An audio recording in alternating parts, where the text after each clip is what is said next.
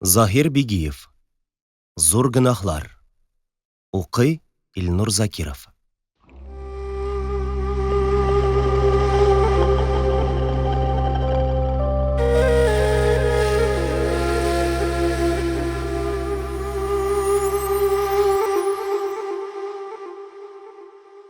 Зур гөнаһлар исемле роман җинаять һәм хөкем дөньясыннан алып язылган гадәттән тыш һәм гаҗәеп бер хикәядер. Романыбызда катнашкан кешеләрнең күбесе гөнаһлы бәндәләр булып, дөньялары баштан ахырына кадәр харап һәм бишектән кабергә кадәр хыянәтле язмыш кулында булганлыгы вакыйгалар барышында ачыкланган кебек, аларның әгәр ярлыкаучы рәхим Аллаһы Тәгаләнең мәрхәмәте һәм ярдәменә юлыкмасалар, мәхшәр көнендә җәһәннәм кисәүләренә әйләнәчәкләре дә аңлашылачактыр. Хикәябезгә Габделгафурның катнашы булмаганлыктан, аның кем һәм ниндирәк кеше икәнлеген язып үтик. Габделгафур Мансуров мулла имам баласыдыр. Атасының исемен фаш итмичә, романыбызда аны Нәкәс, ягъни кешелексез мулла дип кенә йөртербез. Нәкәс мулла углы Габделгафурның төп ватаны Нижгород губернасы Сергач өязе авылларыннан бер авылдыр. Нәкәснең чын исемен язмаган кебек, әлеге авылның исемен дә тулысынча язмыйча, фәкать Q хәрефе белән генә атап йөртербез. Q авылы кешеләренең тормыш өчен асыл хезмәте игенчелек хисапланса да, күпчелеге башка шәһәрләргә. Мәсәлән, Нижний, Казан, Мәскәү, Петербург һәм Ростов-Дон кебек җирләргә китеп, сәүдә һәм башка төрле хезмәтләр белән шөгыльләнә иде. Югарыда әйтелгән авылда 3 мәчет һәм 4 имам бар иде. Башкаларында эшебез юк. Нәкәс мулла исә байтак заманнардан бирле Q авылында имам булып, хәйләи шәргый һәм хәрәм кәсепләр, ришвәт һәм риба юлы белән мал казанып, хәзерге вакытта авылның башка имамнары белән чагыштырганда шактый бай тормышта яшәгән, 2 хатынга ир һәм 5 балага ата булган бер кеше иде. Без бәян итәчәк 17 яшьлек Габделгафур аның өлкән баласыдыр. Җомга көн. Җомга намазы вакыты җитеп килә. Нәкәс мулла мәхәлләсе кешеләре берәм-берәм мәчеткә җыелалар. Араларында гаять фәкыйрь кыяфәтле кешеләр дә күптер. Шуларның берсе Габделразак бабай. Ул тәһарәтләнеп, аягына кияргә булмаганлыктан, ялан аяктан гына мәчеткә барырга чыккан.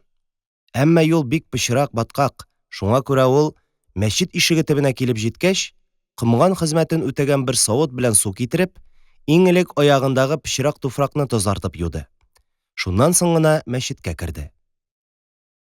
Булай Ходай юлында йөргән намуслы фәкыйрьләр булган шикелле, әлеге авылда мордар һәм намазсыз фәкыйрьләр дә аз түгел. Намазга, җомгага, тәрәвихка барырга чакырсаң, алар сиңа Алла кием һәм байлык бирсен. Шуннан соң мәчетегезгә, намазыгызга да барырбыз, дип җавап бирәләр җүнсезләр. Азан әйтелде, кешеләр намазга тәмам әзер. Тик Нәкәс мулла гына юк. 5-10 минуттан ниһаять ул да килде. Килде дә, намазга керешеп, вәгазь-нәсихәт әйтү кайда? Хутбә урынына Әлхәмдүлилләһ, әлхәмдүлилләһ, әлхәмдүлилләһи раббил галәмин дип намазны тиз генә тәмамлап та куйды. Намаздан чыккач, мәчет янында мулла белән 2 кеше кул бирешеп күрештеләр. Булар Q авылы кешеләреннән булып, әле генә Ростов-Доннан кайтканнар иде. Мулла бу акчалы кешеләрне шундук үз өенә чәйгә чакырды. Инде менә алар 5 кеше. Хуҗа үзе, улы Габделгафур, 2 мөсафир егет һәм мөәзин мулла өендә чәй эчеп утыралар. Табын янына утыргач, мулла мөсафирларга эндәшеп: «Сау-сәламәт йөреп кайттыгызмы? Йөргән җирләрегездә Ростовта сәламәтлекме?» дип сорады. «Аллага шөкер, саулык, сәламәтлек. Безнең авылдашларыбыз сәламәтләрме? Мулла Ростовтагы мулла исән саумы? Хаҗга барды дип ишеткән идек, бардымы? Сәламәт кайттымы? Ул тарафтан ни хәбәрләр бар?» Барды, Гыйззатулла хәзрәт хаҗи булды. Алла мөбарәк кылсын. Бу мизгелгә кадәр тын гына утырган мөәзин сүзгә катышып мөсафирлардан: Без Ростов мулласын яшь кеше, динле, тәкъва кеше дип ишетәбез, шулаймы? Дип сорады. Яшь, 26-27 яшьтән артык булмас. Тәкъва галим кеше үзе һәр вакыт мәхәллә җәмәгатенә бик тә әсәрле вәгазь-нәсихәтләр әйтә. Җома намазы булсын, көндәлек 5 вакыт намаз булсын, һәр кайсы җома намазы уза торган мәчеттә мәхәллә җәмәгате белән бергә укыла. Әмма 4-5 ел элегрәк Ростовта дин тоту, харам ва яман эшләрдән саклану, шәригать кушканча яшәү бик аз иде, дип мусафирлар Ростовтагы хәлләрне сөйләргә керештеләр. Менә безнең авылдан күп кенә кешеләр эш эзләп һәм сәүдә итү өчен ерак шәһәрләргә китәләр, диде мәзин янәдән сүз башлап. Әмма Ростов шәһәрендә хезмәттә булып, яисә сәүдә итеп кайткан кешеләр, кирәк яше булсын, кирәк карты булсын, һәр вакыт дин юлын тотып, харам ва яман эшләрдән сакланырга тырышалар. 5 вакыт намазны калдырмыйча мәчеткә килеп, җәмәгать белән бергә үтиләр. Безнең авылдан никадәр азган-тузган булып китсәләр дә, сезнең Ростовыңызга барып, 2-3 ел торып кайтсалар, яхшы, әдәпле ва инсафлы кешегә әвереләләр. Афәрин. Мәзин шулай дип сүзен тәмам иткән вакытта, мулла мусафирларга эндәшеп: "Менә без дә угылыбызны Казанга мәдрәсәгә укырга җибәрәбез", диде. Һәм Габделгафурга таба борылып карады. "Кайчан? Тизме озатасыз?" дип сорады мусафирларның берсе. "Тиз, шушы 2-3 көн эчендә озатырбыз, шәт. Узган елда да Казанга укырга җибәрмәкче булган идем, ләкин бүген иртәгә берсе көнгә дия җибәрелми калдык. Инде быел җибәрәбез. Алла боерса, якшәмбе көннән дә калмас. Сәламәт булса, киләсе җомга намазын Казанда укыр." 15-20 минутлар дәвамында шулай сөйләшә-сөйләшә ашап эчкәч, мусафирларыбыз садакаларын биреп, имам әфәнде өеннән чыгып киттеләр.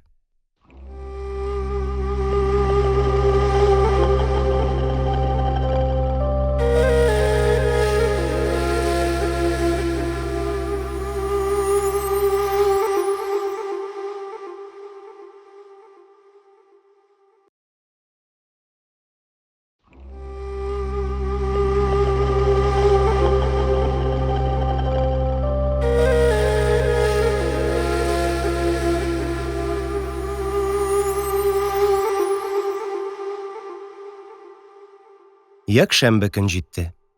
Бүген Габделгафурның Казанга китәчәк көне. Ират иртәнге намазны укып әле генә мәчеттән кайткан. Габделгафурны мәдрәсәгә озатырга дип, өйгә туган кардәш һәм якын белешләр җыелган. Озатырга килүчеләрнең берсе гаять кешелекле, тыйнак табигатьле, мөлаем һәм тәмле телле икенче мәхәллә имамы карт хәзрәттер. Карт хәзрәтнең Габделхак исемле угылы 3-4 елдан бирле Казанда мәдрәсәдә булып, атасының сүзенә караганда уңышлы рәвештә гыйлем истәвен дәвам иттерә иде. Хәзер исә карт хәзрәт угылы Габделхакка чәй, шикәр һәм 5 сум көмеш акча җибәрергә дип килгән. Габделгафурга кечкенә тиен һәм 5 сум акчаны биргәндә ул: "Менә, энем карындашым Габделгафур, бу әманәтләрне угылыма тапшыр һәм сәламнәребезне әйт", диде. Габделгафур сузылган әманәтләрне кулына алып: "Бик яхшы, тапшырырмын", диде. Берникадәр вакыт үткәч, карт хәзрәт Габделгафурга карап сүзен дәвам итте: "Ярый, энем, сау-сәламәт бул. Аллаһы тәбәрәк ва тәгалә сәфәрегезне мөбарәк кылсын. Угылыма һәр кайсыбыздан сәлам әйт. Икегез яхшы дус булып яшәгез. Вакытыгызны әрәм итеп, гомерегезне бушка уздырмагыз, җилгә очырмагыз. Үзегездән кече ыланнарга ихсан ярдәм. Хәер, Казан мәдрәсәләре бөек вә олуг мәдрәсәләрдер. Анда сездән кечек кемсә, валлаһи әгълам табылмаста. Үзегездән олуг вә бөек ыланнарга һәр вакытта вә һәр урында әдәп һәм инсаф белән тәгъзим хөрмәт күрсәтегез. Иншалла, үзегез дә олуг булырсыз. Казан мәдрәсәләре алар зур мәдрәсәләр. анда һәр гыйлем булган кебек, шәкертләренең дә төрлесе буладыр. Начар яман шәкертләр белән дуслык кылмагыз, мәҗлестәш булмагыз. Шул вакыт аларның яманлыкларыннан сезгә затыгызга зарар тимәс. Әмма шәкертләрнең шул мырдарлары белән мәхәббәт вә дуслык итсәгез, гыйлем алу бер тарафта калып, яманлык вә яманатыгыз шундук мәйданга чыгар. Адың чыкканчы җаның чыксын дип, картларыбызның әйткән сүзләре бик тә тугры. Бер вә ничә мең чакрымнарга сәяхәт вә сәфәр бер хәд вә адым белән башланган кебек, яманлык та бер кечкенә гөнаһ вә кечкенә яманлыктан башланып, аз-азлап арта барып, соңыннан зур гөнаһларга әвереләдер. Менә гыйбрәт күзе белән кара әле син безнең авылның хәзердәге хәленә вә 50 ел элек булган хәленә. Без ул вакытта сезнең кеби япь-яшь егет идек. Ул вакытта хәзердәге кебек авылыбызда мәйхәнә кабаклар юк иде. Түгел аракы эчәргә, чәйне дә ул вакытта бик аз кешеләр генә белә иде. Хәзер исә 15-20 яшьлек угланнан башлап 60-70 яшенә якынлашкан картларыбызга кадәр Аллаһ сакласын. Аракы өчен җанын фида кылыр, туганын үтерер, атасын кыйнар. Хатыннарыбызның да аракы вә башка исерткеч эчемлекләрне сөйгәннәре юк түгел. Әмма бу зур гөнаһлар, яманлык вә бозыклыкларыбыз безнең өскә бердән килеп төшмәделәр. Ана карыныннан булай исерек вә сәрхуш булып тугмадык. Бер кечкенә нәрсәдән аз-азлап башланып, әйткәнем кеби, яманлыкларыбыз күбәеп вә куәтләнеп, бәрәкәт күтәрелде. Аллаһ сакласын. Уттан вә хатыннан курыккан кеби, шул исерткечләрдән сакланыгыз вә куркыгыз. Хәлакәт юлы яманлык вә кимлекнең башы һәм чыганагы шул хәрам исерткечтер. Әгәр дә минем әйткәнемчә, хәрам вә тыелган нәрсәләрдән хөр булып вә сакланып, тугры юлда йөреп, аңгыйлем истәсәңез, Аллаһы тәбәрәкә вә тәгалә хәзрәтләре һәр вакытта, һәр җирдә сезгә нөсрәтен ярдәмен бирер. Һәм сез җәмәгатьнең улысына кешесенә файдалы кеше булып, ир затының мөхтәбәрләре җөмләсеннән булырсыз. Әл-гыйлми гыйззәт дөнья вә шәрәф әл-ахират. Ягъни дөньяның кадер-хөрмәте һәм ахиратның бәхет-сәгадәте гыйлемгә бәйле. Карт хәзрәтнең Габделгафурга укыган бу насихатлары тәмамланып килгәндә, җигүле ат та тәмам әзер иде инде. Габделгафур һәр кем белән куллар биреп саубуллашып, эшеннән: «Яңа тормыш һәм сәфәремә изге ярдәмеңне бир, Ходаем», дия, мөәзин белән бергә арбага чыгып утырды да Казанга юл алды.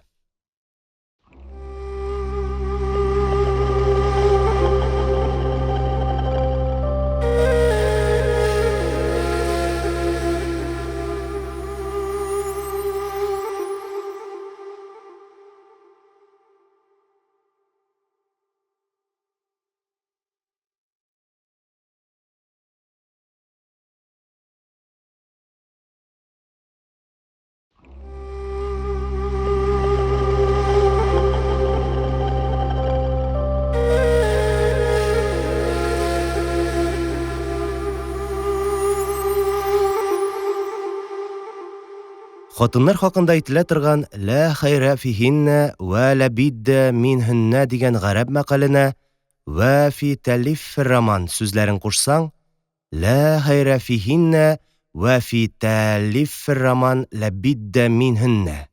Ягъни, хатыннарда хәер юк, әмма роман язганда хатыннардан башка чара да юк, гыйбарәсе килеп чыгадыр. Языла торган зур гөнаһлар исемле әлеге романыбызда хатыннардан башка чара юкларның бере һәм хикәябезнең героинясе Махруй исемле хатындыр. Махруйның атасы Гали Ваһабов даими Казан шәһәрендә яшәп, алыш-биреш сәүдәсе белән шактый күп мал акча казанган 65 яшьләрендәге яхшы күңелле, тәкъва вә юмарт бер кеше иде. Ул гыйбадәт белән мәшгуль диндар адәм булып, галим-гөләмәне һәм инсафлы шәкерт халкын олылап хөрмәт итә. Аларга һәр вакыт матди ярдәм күрсәтә. Кыскасы, Казан шәһәренең дәүләтле һәм мөхтәбәр картларыннан санала иде. Гали Вахаповның хатыны Мәрьям абыстай да яхшы ата баласы булып, 60 яшьләренә җитеп килгән суфый һәм намазчыл бер хатын иде. Гали бабай белән Мәрьям абыстайның югарыда телгә алынган Махруйдан башка бүтән балалар юк иде. Без Махруйның бишектәге һәм сабый бала чагындагы хәлләренә күз салмыйча, аның 18 яшеннән соңгы тормышына тукталырбыз. Исеме җисеменә муафиq дигәндәй, Махруй шул кадәр зифа чибәр кыз иде ки, аның матурлыгын каләм белән язып тасвирларга да мөмкин түгел. Шулай да героинебезне мактау өчен чын исеме Махруй булмаса да, без аны шул исем белән атадык. Хәмзә Агиев уртача дәүләтле, 60 яшенә җиткән яхшы карттыр. Хәмзә бабайның 50 яшенә якынлашкан хатыны һәм Җиһангир исемле 25 яшьлек улы бар иде. Җиһангир Агиев хикәябезнең героинисе Махруй кызның акыллы һәм тәрбиясенә хайран, гүзәллегенә гашыйк булып, ахырда аңа өйләнү уена килде. Аталар һәм кыз тарафыннан ризалык алынып, Җиһангирның теләк морадына ирешкән һәм бәхетле булган көне нәкъ менә бүгенге кичәдер. Бүген яшьләрнең никах мәҗлесе булды.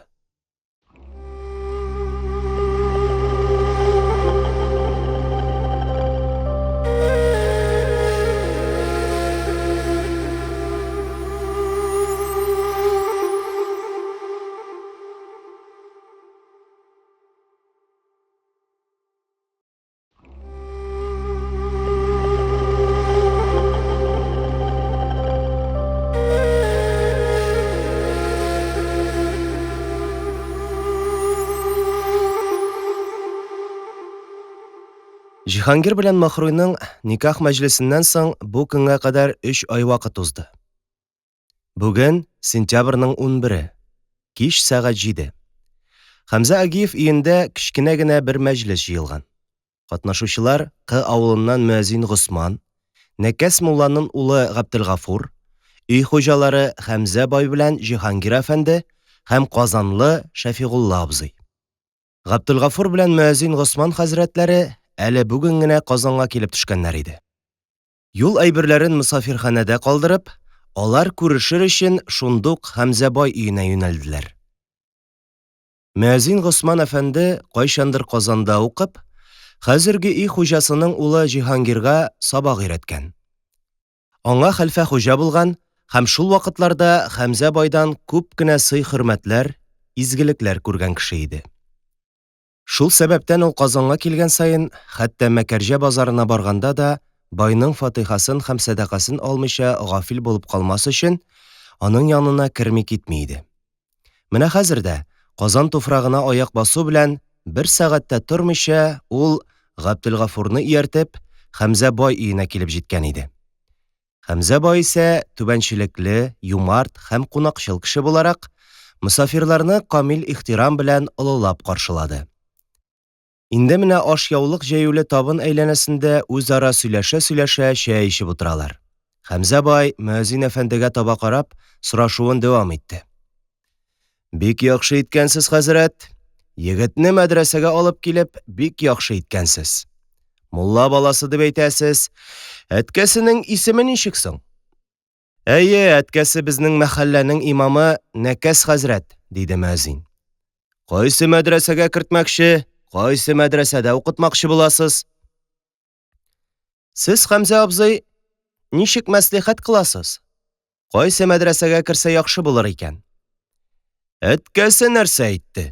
Кайсы мәдрәсәгә мәслихәт кылды? Дип сорауга сорау белән җаваплады Хәмзә бай.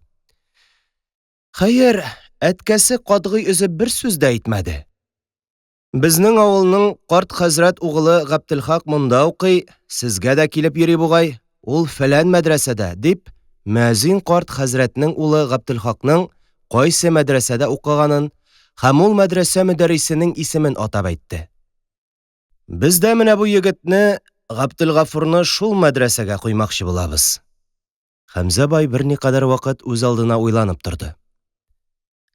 Хәер, безнең Казанда һәр мәдрәсә яхшы, диде ул, аннары сүзен дәвам итеп. Һәр кайсысында мәдрәсәләрдә күп төрле гыйлем укытыла. Ләкин мин үз тарафымны бу шәкерткә Дамулла Габделкарим хәзрәт мәдрәсәсенә керергә мәслихәт кылыр идем. Аны күл буе мәдрәсәсе дип йөртәләр. Ул мәдрәсә без наданнарча әйткәндә кадимнән бирү улуг мәдрәсә булып киләдер. Ул мәдрәсәдә ишетеп беләсездер, Дамилла Салахетдин белән Таҗетдин хәзрәтләре дәрес әйткән. Хәзер дә ул мәдрәсәдә бер мөбарәк зат, галим һәм мәшһүр мөдәррис Габделгаллам хәзрәтләре дәрес әйтә. Хәзерге көндә Казанда ва Русиядә Дамилла Габделгаллам хәзрәт мәдрәсәсе кебек улуг мәдрәсә юктыр. Әгәр дә Казанга килеп гыйлем алыйм дисәң, туп-туры Дамилла Габделгаллам хәзрәт мәдрәсәсенә кер. Ничә дана ва галим мөдәррисләр шул мәдрәсәдән гыйлем алып чыкканнар. Бу мизгелгә кадәр әңгәмәгә колак салып, тын гына тыңлап утырган Шәрифулла абзый да телгә килеп, мөәзиннән Габделгафур хакында сорашты. Ниндирәк кеше, баймы, дип атасы турындагы соравына юк дигән җавапны ишеткәч, Казан байларына тел узайтып, гайбәтләренә төште. Гаять кешелексез байлар. Араларында яхшы гына бай, маллы кешеләр күп булса да, фәкыйрь шәкертләргә яки башка хусуста мохтаҗ булганнарга ярдәм ва изгелек кылганнары һич тә юк. Шиксез саран комсыз, ач күзле, көнче үзләре, мәңгелек суы эчкән кемсәләр кеби кыланып, көн-төн дөнья малын арттыру кайгысында йөриләр. Халык файдасы дин куәте, дөнья рәхәте өчен гам чигеп, зарарыбызның мужибе сәбәбе булган нәрсәләрне төзәтүгә ярдәм ва тырышлык кылганнары күренми. Араларында шундый кымсызлары бар ки, түгел шәкерткә яки башка мохтаҗ кемсәгә ярдәм кылу, үзләре үк шул фәкыйрьләрнең кулыннан икмәкләрен тартып алырга тырышалар. Хәер, шәкертләр үзләре дә мәкәрҗә вакытында. Шәфигулла абзый байларга шулай тел узайтып утырганда, дивар сәгате 12 тапкыр күк-ку дип кычкырды. Кунаклар хәер-дугалар кылып, Хәмзә байның өеннән чыгып киттеләр. Хәмзә бай мусафирларны озатып, ярты сәгать үткәч йокларга ятты. Җиһангир белән Махруйның бүлмәләрендә исә төнге сәгать 2гә кадәр ут сүнмәде. Бу кичәдән соң 3 көн узды. Нәкәс мулла углы Габделгафур Дамилла Габделгаллам мәдрәсәсенә кермичә, Кы авылындагы карт хәзрәт углы Габделхак укый торган мәдрәсәгә урнашты. Мөәзин Госман хәзрәтләре исә Кы авылына кайтып китте.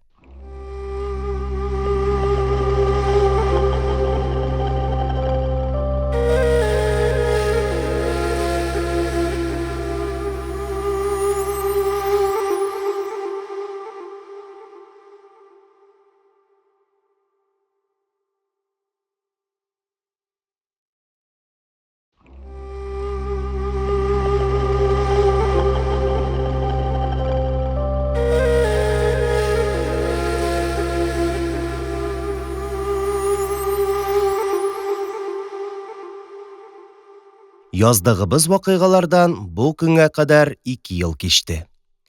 Җиһангир Агиевның атасы Хәмзә бай һәм анасы Халимә абыстай хаҗ кылу нияте белән сәфәр чыгып китеп, берсе Мәккә-и Мөкәррәмәдә һәм берсе Мәдинә-и Мөнәввәрәдә дөнья куеп, шул шәһәрләрдәге Җәннәте Мәгаллә һәм Җәннәте Бакыйга исемле зиратларга дәфен кылындылар. Махруйның атасы Гали Вахапов та безнең шикелле мәңгелек суын эчкәннәрдән булмыйча, бер авыруга очрап, 2 атна чамасы хаста булып ятты да, фани дөньядан мәңгелеккә китеп барды. Хәзерге вакытта исәннәр Махруйның әнкәсе Мәрьям абыстай, Махруй үзе, Махруйның кызы Фәридә һәм Җиһангир дүртесе бер өйдә яшәп яталар. Хәмзә байның үлеменнән соңгы еллар гаять авыр булып, сәүдә һәм кәсептә күп зарар күрү һәм күп мал югалту аркасында Җиһангирның дәүләт һәм байлыгына зур кимчелек килде. Хәзер исә Җиһангир Казанда булмыйча коммерция, сату алу хезмәтләре белән Себер тарафына 6-7 айлык сәфәргә чыгып киткән иде.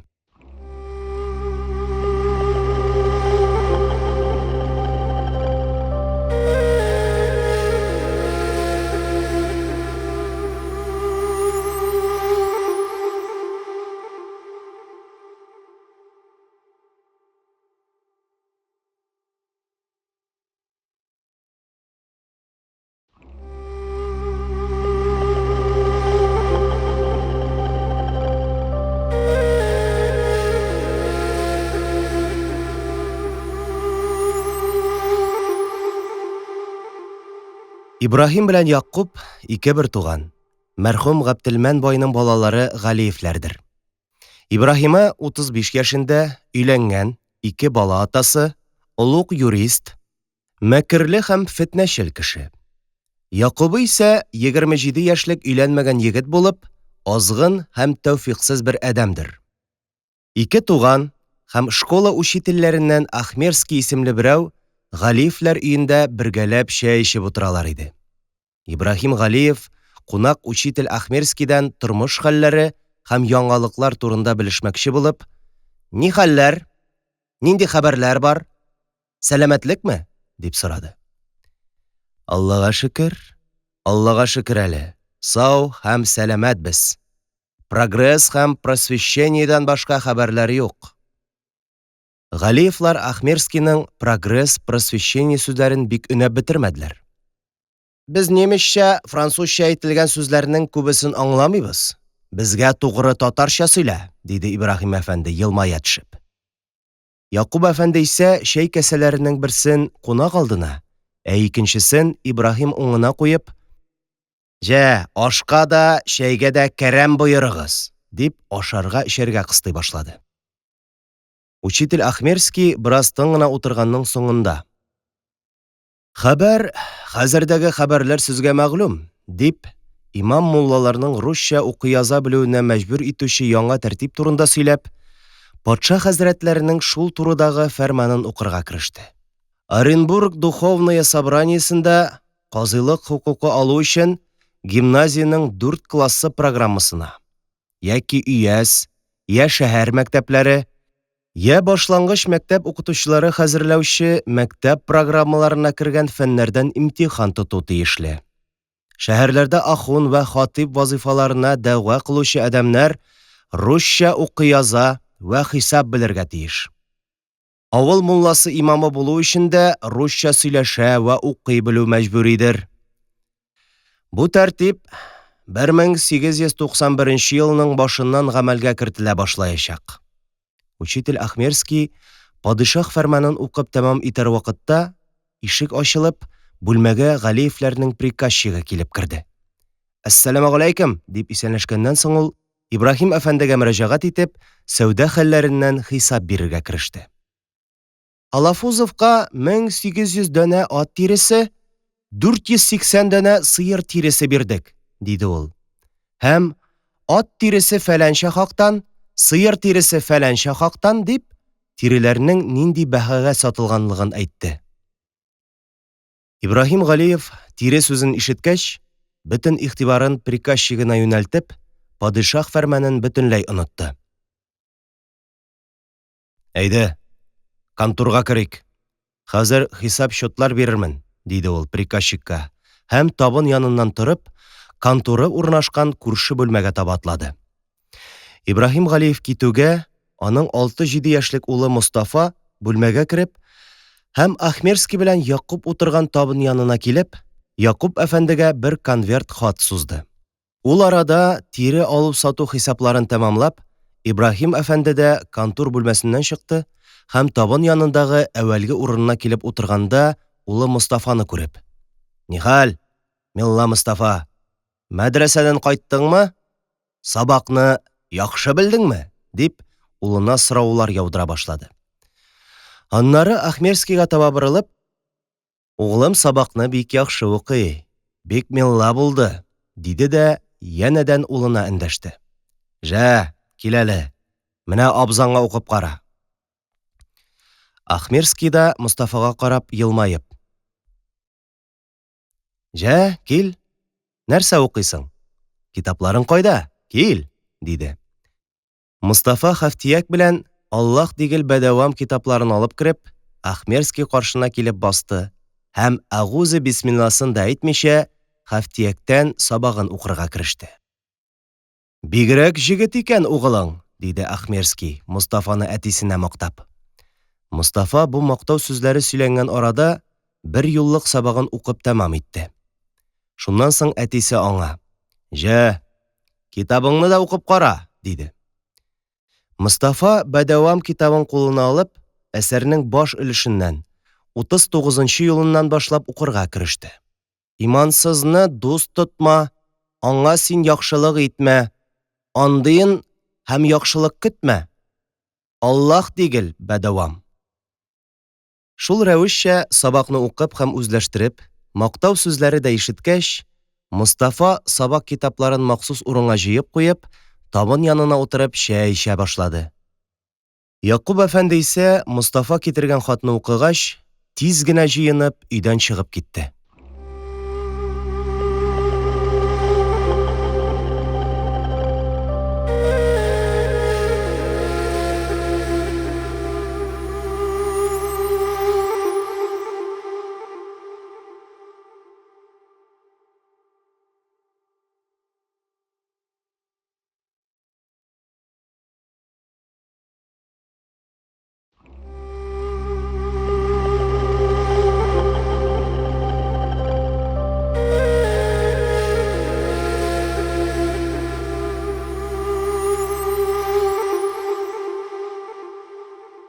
Якуб Галиев хатны укып, мәҗлесне калдырып, өйдән ашыгып чыгып киткәннән соң, 10-15 минут эчендә Воскресенский дигән урамга барып җитте. Воскресенский урамы Казанның иң зур, иң яхшы урамнарыннан булып, казанлылар анда кышын да, җәен дә саф һава суларга һәм тамаша кылырга чыга иде. Воскресенский урамыннан 1-2 әйләнгәч, Якуб әфәнде пассажга керде. Пассажда бер яшь хатын янына туры барып, аның белән саулык-сәламәтлек сорашырлык кадәр генә сүз алышты да, пассажның Череккүл бакчасы тарафына караган ишегеннән чыгып, беренче туры килгән ямщикны туктатты. Һәм пассажда очрашкан теге хатын белән шул ямщикның атына утырып, балык базарындагы мәгълүм кунакханәләрнең берсенә илтергә кушты. Якуб белән бергә кунакханәгә китеп барган бу ханым Җиһангир Агиевның хатыны, героинябез Махруй иде. Махруй Якубка ияреп ни өчен кунакханәгә китте? Хатын-кызның кунакханә шикелле җирләрдә ни эшләре бар? Якуб Галиев әллә Махруйның туган кардәшеме? Юк. Якуб Галиев белән Махруй бер-берсенә бөтенләй чит-ят кешеләр. Аларны бер-берсенә яшьлек һәм араларында булган гыйшыклык мөнәсәбәтләре якынлаштырган иде. Махруйның ире Җиһангир әфәнденең сәүдә хезмәтләре белән Себер тарафына киткәнен язган идек. Җиһангир киткәннән соң бер ай чамасы вакыт үткәч, Махруй белән Якуб Галиев беренче мәртәбә аулакта күрешеп, бер-беренә дуслык һәм мәхәббәт сүзләре сөйләп, ашкынулы гыйшык дәртенә бирелә башладылар. Бу ике яшь, бире өйләнмәгән егет, ә икенчесе гүзәл яшь хатын. Бер-берен ничек табыштылар соң? Яшь гомерне бушка уздырырга ярамый дигән сылтау белән бер карчык, бу ике яшь арасында тылмачлык һәм арадашлык итеп, аларның яшь гомерләрен әнә шулай рәхәттә һәм кирәкле эштә уздырттыра башлады. Яшь гомерне бушка уздырырга ярамый диюче мондый карчыклар һәм шул кагыйдәне тотучы хатыннар Казанда аз түгелдер. Җиһангир Агиевның Себер тарафындагы 6-7 айлык сәүдә эшләре бу вакытта инде тәмамланган булса да, авырып китүе сәбәпле, аның әле һаман Казанга кайтылганы юк иде. Бүген октябрьнең 27-се. Җиһангирның Казаннан китүенә нәкъ 8 ай, ә Махруй белән Якубның беренче күрешүләренә 7 ай тулган көн. Махруй бу 7 айның беренче аенда ук йөккә узды. Махруйның үзеннән һәм сәбәпчесе Якубтан кала бу нәшәргый хәмел хакында беркем дә белми иде. Якуб әфәнде кунакханә номерына кереп ишек ябылуга ук Махруйны битәрләргә тотынды. Мин сиңа ничә тапкыр әйттем, миңа хат язма дип. Мин юк вакытта хатыңны китереп бирерләр дә икенче кеше кулына төшеп, Алла сакласын, бу хәлләребездән хәбәрдар булырлар. Җә, әйдә, сөйлә. Шул кадәр ашыгыч нинди йомыш бар? Нигә хат белән чакырттың? Махруй Якуб әфәндегә елмаеп карап, янына сыеныбрак утырды да, кулын аның җилкәсенә куеп: "Бик шатлыклы хәбәр бар. Шул сәбәптән хат язып чакырдым. Юк нәрсәләргә ачуланып маташма", диде. "Җә, сөйлә тизрәк, нинди хәбәр ул? Озак утырырга вакытым юк." Махруй 1 минут чамасы дәшми торганнан соң, кесәсеннән бер конверт чыгарды да, Якуб әфәндегә сузды. Менә, бу хатны укы. Нинди шатлыклы хәбәр икәнен белерсең. Якуб хатны кулына алып, нинди хатсың бу? Дип сорады. Бүген генә почтадан алдым. Ирем хуҗам җибәргән, диде Махруй. Якуб әфәнде хатны акрын гына кычкырып укый башлады. Күземнең карасы, шиксез сөеклем Махруй. Сиңа исапсыз-хисапсыз дуга вә сәламнәремне күндерәм. Кайын әнкәбезгә вә кызыбызга да биниһая сәламнәребезне укырсыз. Бу көнгә кадәр 2 ай чамасы гаять авыр хәстә булуым сәбәпле озак вакыт сезләргә хат җибәрә алмадым. Хәзер дә, хәмдүлиллаһ, сәламәтләнеп киләмен. Ләкин бу хәлемдә сәфәр чыгарга табиблар мәслихәт вә рөхсәт итмиләр. Сәүдә хезмәтләремдә тәмам булганы юк. Сәүдә хезмәтләрем тәмам булгач вә үзем бөтен-бөтенә сәламәтләнеп җиткәч, Казанга кайтырмын. Ни булса да, 2 ай эчендә иншалла Казанга кайтып җитәрмен. Бу хат берлән 100 сум көмеш акча җибәрәбез. Дары гырбәттә сезне бер күрергә зар-интизар зәүҗеңез Җиһангир Агиев. Якуб хатны укып тәмам иткәч, Махруй янәдән әвәлге кебек елмаеп, менә шатлыклы хәбәр иш, дип куйды. 2 ай эчендә кайтырмын дип язса да, 3 айсыз да кайта алмый ул. Мине хәсрәттә калдырмас өчен, күңелемне юатыр өчен генә шулай 2 айдан кайтырмын дип яза. Чынында 3 айсыз да кайта алмаячак. Ул миңа Себер җаңына киткән чакта да 3-4 айдан кайтып җитәрмен дип әйткән иде. Менә инде Казаннан киткәненә 8 ай булды. Әле һаман кайтканы юк. Җә, бик яхшы. 2-3 ай кайтмаса, бала табар вакытым җитеп, бала тапканнан соң кайтып килсә, бер нәрсәдән дә хәбәре булмый калыр. Шул вакыт кунакханә хадиме соралган нәрсәләрне поднос белән күтәреп кереп, өстәл өстенә куйды. Хадим чыгып киткәч, Якуб Галиев: "Әйе, дөрес, шатлыклы хәбәр икән", диде һәм сүзен булай дип дәвам итте. Әлбәттә, Җиһангирның безнең бу хәлләребездән хәбәрсез калуы синең өчен дә, минем өчен дә файдалы, бигрәк тә синең өчен. Йөкле булмасаң, бүген кайтса да бер нәрсә дә белә алмас иде. Алла сакласын, белә калса, хәлең бик мөшкел булыр. Йөгең кемнән икәнлеге беленсә, миңа да яхшы булмас. Ничек кенә булса да, кешегә белгертмичә, йөгеңнән котылу юлын тап. Һич кем шикләнерлек булмасын. Минем дә бу кичә синең белән аулакта ахыргы күрешүем булсын. Хатлар язып мәшәкатьләнмә, чөнки 2-3 көннән мин үзем дә йомышларым белән Мәскәүгә китәмен. 1 я 2 айсыз Казанга кайта алмам. Мин кайтканчы, бәлкем, ирең дә кайтып төшәр. Әгәр дә бу эшләребезне бер кем дә белми калса, соңыннан җае туры килгән чакларда очраша торырбыз. Инде дә йөгеңнән котылганчыга кадәр күрешергә вакыт булмас. Бу кичәбез ахыргы кичәдер. Махруй Якубтан мондый салкын сүзләр ишетергә уйламаган иде. Гаять дәрәҗәдә гаҗәпләнгән һәм көенечле бер хәлдә ул 7-8 ай буе бушка узмаган гомеренең нәтиҗәсе һәм җимеше юк нәрсә түгел икәнлеген төшенә башлады.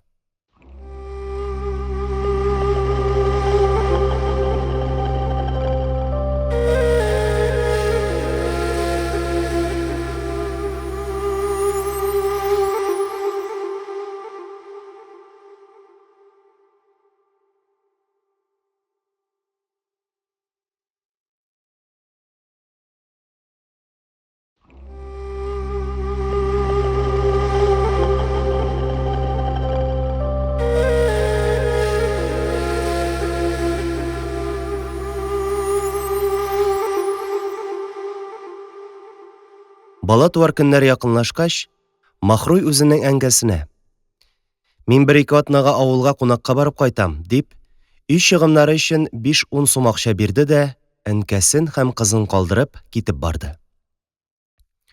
Кунак булып төшәрдәй туган томачалары берничә авылда булуына карамастан, Махруй авылга китмичә, Пләтәндә, Казанның бер төбәге, бер карчыкның өенә урнашып, бала туар көнне көтә башлады. яшерен рәвештә бала табучы хатыннарга урын биргән һәм соңыннан балаларын тәрбия кылырга алынган мондый карчыклар Казанда юк түгелдер. Ниһаять, бала табу көне җитеп, әлеге карчыкның ярдәме белән Махруй бер ир бала дөньяга китерде. Бала тапканнан соң, берникадәр вакыт үткәч, әлеге карчык Махруйга болай диде: «Җә инде, кызым, әлхәмдүлилләһ, сәламәтләнеп киләсең. Балаңны, угылыңны ни кылырга, кая куерга уйлыйсың? Әгәр дә теләсәң, мин балаңны воспитательный йортка тапшыралам. Яки башка җиргә дә ташларга мөмкин. Хәер, воспитательныйга минем беркемнең дә баласын илткәнем юк. Алла сакласын. Анда кем баласы булсын, чукындыралар». Махруй бераз дәшми торганнан соң карчыкка: «Башка җиргә дә ташларга мөмкин дип әйтәсең? Кая башка җиргә ташларбыз икән?» – диде. «Я Алла, астагфирулла, нишләрбез икән? Зәүҗем кайтмадымы икән? Син, абыстай, зинһар, кемгә дә сиздерми генә бүген белеп килсәнә, ирем кайтмадымы икән? Ух!» «Яхшы, бәбкәм, яхшы, кызым, белеп кайтырмын. Менә узган елда да бер кыз минем өемдә бала тапкан иде. Аның баласын мунчага алып бардым да, мунчага кергәч, җуынгач, чабынгач, бала бик йыглый башлаган иде. Мунча эчендәге бер карчыкка: «Абыстай, зинһар, шул баланы кулыңда тотып торсана.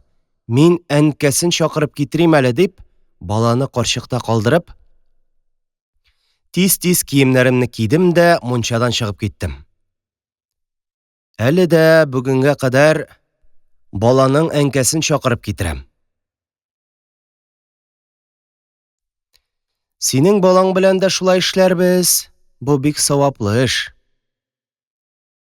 Бик күп кешеләргә, хатыннарга шулай ярдәм итәмен. Мин, абыстай, үзем дә шулай. Кемнең дә булса ишеге төбенә баланы ташлап китермен дип уйлый идем. Ләкин хәзердә кеше ишеге төбенә ташлап китүдән дә бик куркам.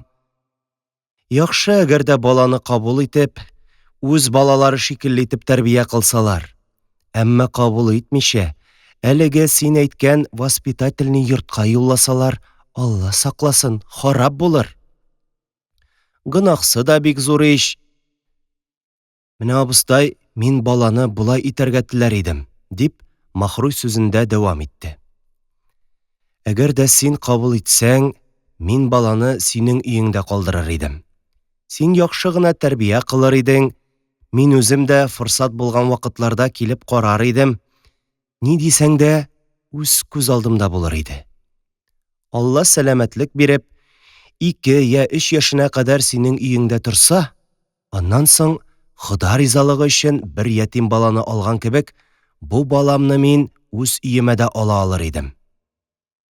Менә әгәр дә син разый булсаң, шулай кылсак яхшы булыр иде.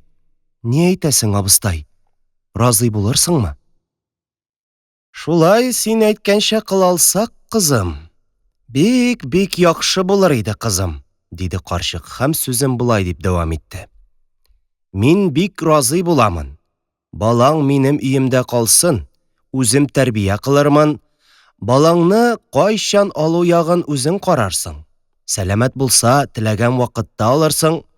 Ләкин бу эш бик авыр хезмәттер. Миңа хезмәт хакы күпме, никадәр бирерсең икән соң?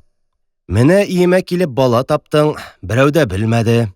Шулай ук бу көннән соң да, иншаллаһ, берәү дә белә алмас. Балаң да үз кулыңдагы кебек тәрбияләнер. Һәр вакыт килә-китә, күрә торырсың. Синең хуҗаң малдар кеше. Сездән күп сорарга да мөмкин. Ләкин мин бу эшләрне савап өчен эшлим. Сиңа да бер ярдәмем булсын, бәбкәм. Мин, абыстай, иншаллаһ, сине разый кылырмын.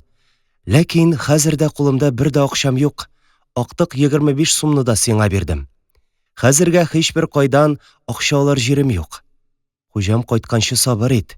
Никадәр кирәк булса да яшерми әйт. Ирем кайткач, иншаллаһ, тапшырырмын, дип, Махруй сүзен тәмам иткәч, баланы тәрбиягә алырга ризалыгын биргән карчыгыбыз әйтә куйды. Син, бәбкәм, әлбәттә, минем хакымны үтәрсең, хыянәт кылмассың, ләкин иреңнең акчасын мондый җирләргә сарыф итү сиңа бер дә лаек түгел. Гөнаһы булыр, бәбкәм. Бу баланың үз атасы да бардыр ич. Баланы тәрбия кылырга акчаны син әнә-тирә баланың үз атасыннан сорап ал. Аннары миңа бирерсең. Бу бик мәшәкатьле хезмәт. Әгәр дә миңа 200 сум көмеш акча бирсәгез, икегез дә, өчегез дә бөтенләйгә котылырсыз. Махруй бераз уйланып торгач, карчыкка: "Белмим шул. Баланың атасын инде 1-2 ай булыр күргәнем юк. Акча бирерме икән?" диде. "Акча бирми чарасы булмас. Атасы кем? Бай кешеме? Баланың атасы була яхшы гына дәүләтле кеше, ләкин арабызга бераз салкынлык төшкән иде. Күптән күргәнем дә юк, белмим, хәзер Казандамы икән. Аны нинди юл белән күрсәм яхшырак булыр икән?" "Җә, кызым, миннән бер дә яшереп торма. Кем бу баланың атасы? Әйдә сөйлә. Казанда барлыгын юклыгын да үзем белермен, икегезне күрештерергә дә тырышырмын. Белә торгансыңдыр, абыстай, Якуб Галиевне. Менә шул җегет инде баланың атасы була." "Җә, Якуб Галиевне бик яхшы беләмен. Узган җылда бер кыз минем өемдә бала тапкан иде дип әйттем ич. Ул кыз да шул йөзе кара Якубтан йөккә узган иде. Шул Якуб Галиев бик мордар кеше. Теге кызны да бик җәберләгән иде. Якуб хәзер дә Казанда. Төнәгенәк печән базарында күрдем", дип карчык тагын сүзендә дәвам итте. "Менә нәрсә эшләрбез. Син Якубка сине күрергә йомышым бар дип хат яз. Мин ул хатны үз кулым берлән илтеп бирермен. Күрешергә нинди урын билгеләсә, бүген кич шунда очрашырсыз. Акча бирми чарасы булмас", дип карчык утырган җиреннән торып, Махруйга каләм кагаз китереп бирде. Махруй хатны язып бетерү белән карчык киемнәрен киде дә, хатны Якуб Галиевкә илтеп тапшыру өчен өеннән чыгып китте.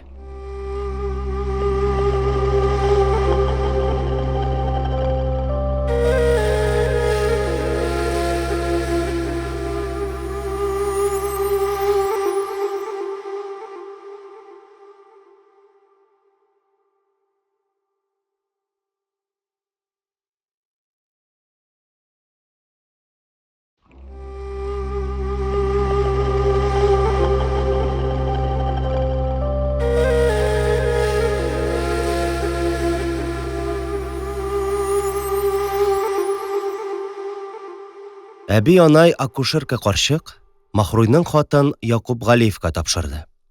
Якуб шатлыктан бигрәк ризасызлык күрсәтебрәк, Махруй белән күрешергә вакыт һәм урын билгеләде.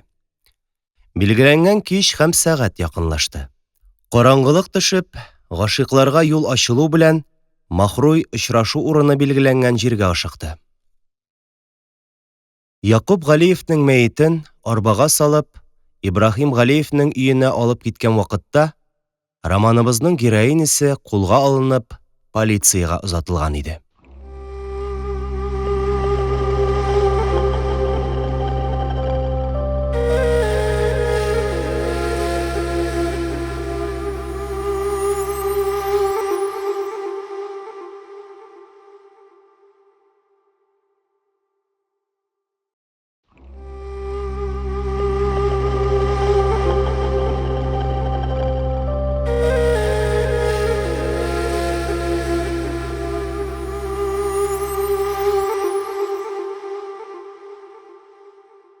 Үтерү җинаятеннән соң Махруйны полициягә китереп, секретный бүлмәгә ябып куйдылар. Бүтән гади секретныйлар кебек үк кечкенә генә бер бүлмә иде бу. Тимер рәшәткәле кечкенә тәрәзәсеннән яктылык аз кергән кебек, анда сулар өчен саф һава да юк иде. Махруйның ике газиз баласыннан, әнкәсе һәм иреннән, дәүләте һәм рәхәт тормышыннан, туган кардәшләре һәм дусларыннан аерылып, үтерүче сыйфатында кабер шикелле тар, караңгы бүлмәгә ябылуы әйтеп бетергесез авыр вакыйга булып, Аллаһы Тәгалә аңа сабырлык һәм түземлек бирсен диюдән гайре сүзебез юктыр. Ярты төн үтеп, полиция янәшәсендәге чиркәүдә тиз-тиз чаң кага башлауга күзеннән йокысы качкан Махруй шәһәрнең кай төшендәдер янгын чыкканын абайлады. Бераздан полиция ихатасында да янгын атларын тиз-тиз җигеп, кешеләрнең ашыгып янгын сүндерергә китүләре ишетелде. Махруйны шундук шомлы фикерләр биләп алды. Әстәгъфирулла, янгын чыккан бугай. Кайда яна икән? Бәлкем, безнең йортыбыз яна торгандыр. Бәлкем, әнкәем, балам шул янгын эчендә яна торганнардыр, дип, ул чынлап та баласы яна торган кеше кебек тәмам куркуга төште. Янгынның ялкыннары һәм шул ялкыннар эчендә калган әнкәсе һәм баласының «Әнкәй, кызым, тизрәк ярдәм ит!» дип ачыргаланып кычкырган тавышлары колагына ишетелә һәм ут капкан гәүдәләре күзенә күренә шикелле булды. Иртән сәгать 8-ләрдә Махруй утырган бүлмәнең ишеге ачылып, бер мөселман солдаты керде. «Кайда булды пожар?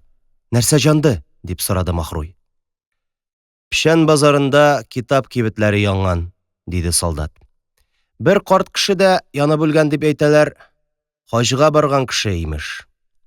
Махруй йортлары, әнкәсе һәм баласының исән-имин икәнлекләрен аңлап, «Әлхәмдүлилләһ, Аллага шөкер» дип куйды. «Кара нинди явыз хатын икән. Янгын чыгуына да, янгында кеше янып үлүенә дә шатлана. Аллага шөкер итә», дип эченнән уйлады солдат. Һәм Махруйга: «Әйдә чык. Судебный следовательгә илтәләр үзеңне», диде дә, Махруйны камерадан чыгарып, кораллы 2 солдат кулына тапшырды.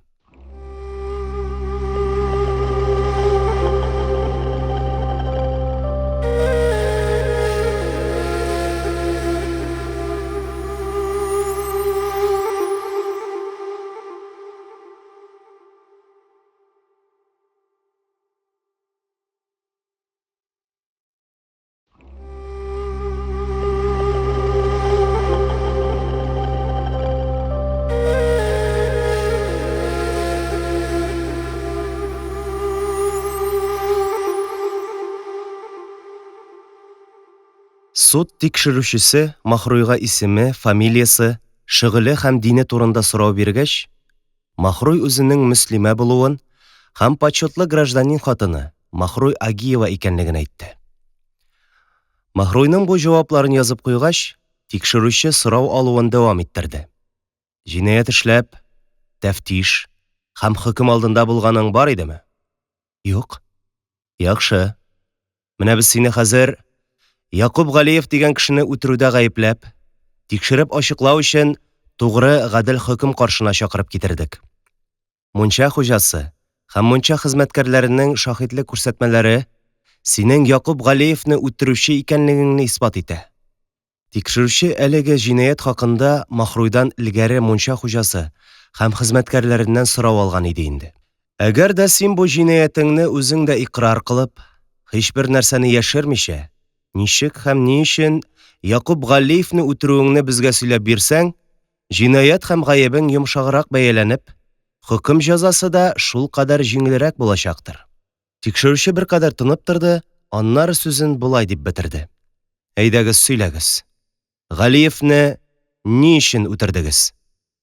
Махруй бераз уйга калып торганнан соң, тыныч тавыш белән йөзенә бернинди уялу билгесе кызыллык чыгармыйча, ире Җиһангир Себер ягына сәфәр киткәч, бер ай гомерен ничек бушка уздыруын, аннары Якуб белән беренче мәртәбә ничек һәм кайда очрашуын, шул очрашудан соң 7 ай буена гомерен бушка уздырмыйча, ни вакытта йөккә калуын, һәм 7 ай үткәч, Якуб белән аралары салкынайып, мәхәббәтләре югалуын, шуннан соң 2 ай чамасы бер-берсе белән күрешми торуларын, шуннан ниһаять акушерка карчыгында бер ир бала дөньяга китерүен, баланың тәрбиясе өчен атасы Якубтан акча алмакчы булып, карчыкның киңәше белән Якуб Галиевка хат язуын, хатны карчык аша Якубка ирештерүен һәм Якуб белән соңгы мәртәбә күрешеп, мунчада булган хәлләрне һәм сүзләрне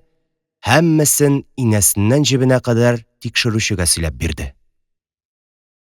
Тикшерүче Махруйның сүзләрен төгәл илтифат белән тыңлап һәм язып алганнан соң, Сезнең йөкле булуыгызны һәм соңыннан бала табуыгызны әлегә сез әйткән акушерка карчыктан башка белгән кеше бар идеме? Дип сорады. Махруй: Юк, минем йөкле булуымны да, бала табуымны да акушерка карчыктан башка белгән кеше булмады. Балага узуымны мин һәркемнән яшереп йөрдем, дип җавап бирде. Тикшерүче Махруйның җавапларын кәгазьгә теркәп һәм акушерка карчыкның исемен, торган урынын, адресын язганнан соң, тикшерүгә бәйле кәгазьләр арасыннан берсен алып укып, Махруйга эндәште. Медицина нәтиҗәсе, ягъни мәетне караган докторның раславынча, мәрхүмнең башында кайнар судан хасыл булган җәрәхәтләрдән тыш, үлемгә сәбәп булырлык башка бер җәрәхәт тә табылган. Шул җәрәхәтнең нидән булуы сезгә мәгълүмме? Әйтегезче. Якубның башындагы андый җәрәхәтнең нидән булуы миңа төгәл мәгълүм түгел, диде Махруй. Һәм бераз уйланып торгач, өстенә 3-4 тас кайнар су куйганнан соң, мин идәнгә егылган Якубны бөтенләй тәмам итәр өчен аның башына 2 тапкыр агач ләгән белән ордым, дип өстәде. Тикшерүче тикшерүнең нәтиҗәсен һәм Махруйның җавапларын беркетмәгә язып бетергәч, һәм язганнарын кычкырып укып чыккач, Махруйның кулына каләм тоттырып, шул беркетмә кәгазьләренә имзасын куйдырды. Шуның белән сорау алу тәмам булды. Махруйны баягы кораллы 2 солдат яңадан әвәлге секретный бүлмәсенә алып киттеләр.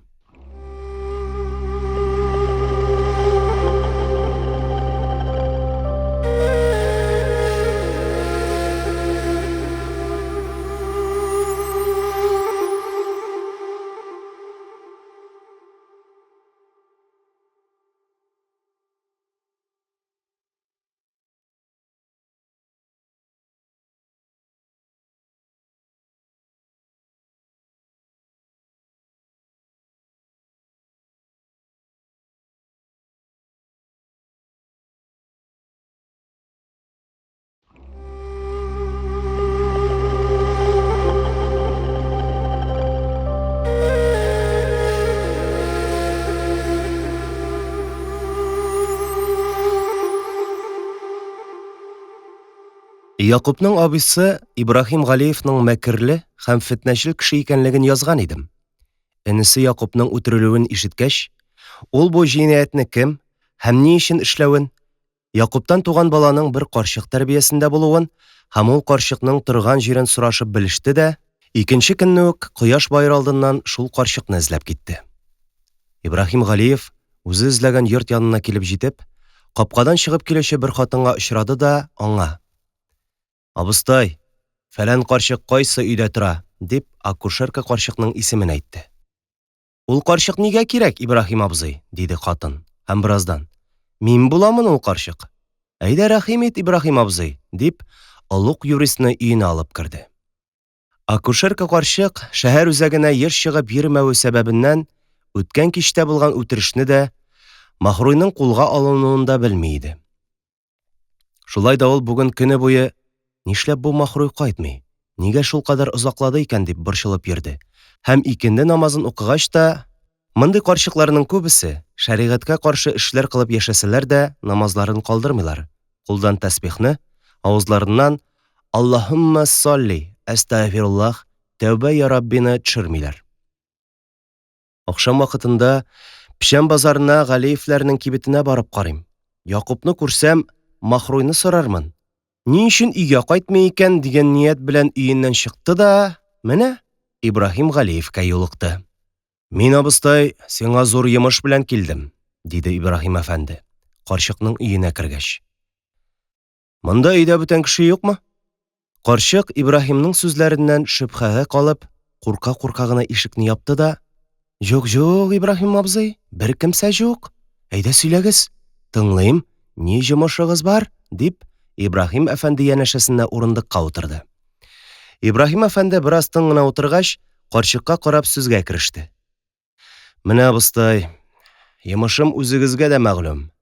Озаклап сөйләшергә вакытым юк. Шул, энем Якубның баласы хакында килдем». «Баланы ни кылмакчы буласыз?» диде карчык Ибрахим әфәндене сүзеннән бүлеп. «Әйе, Якубның Махруйдан туган баласы хакында килдем. дип кабатлады Ибраһим әфәнде. Аны ир бала дип әйткәннәр иде.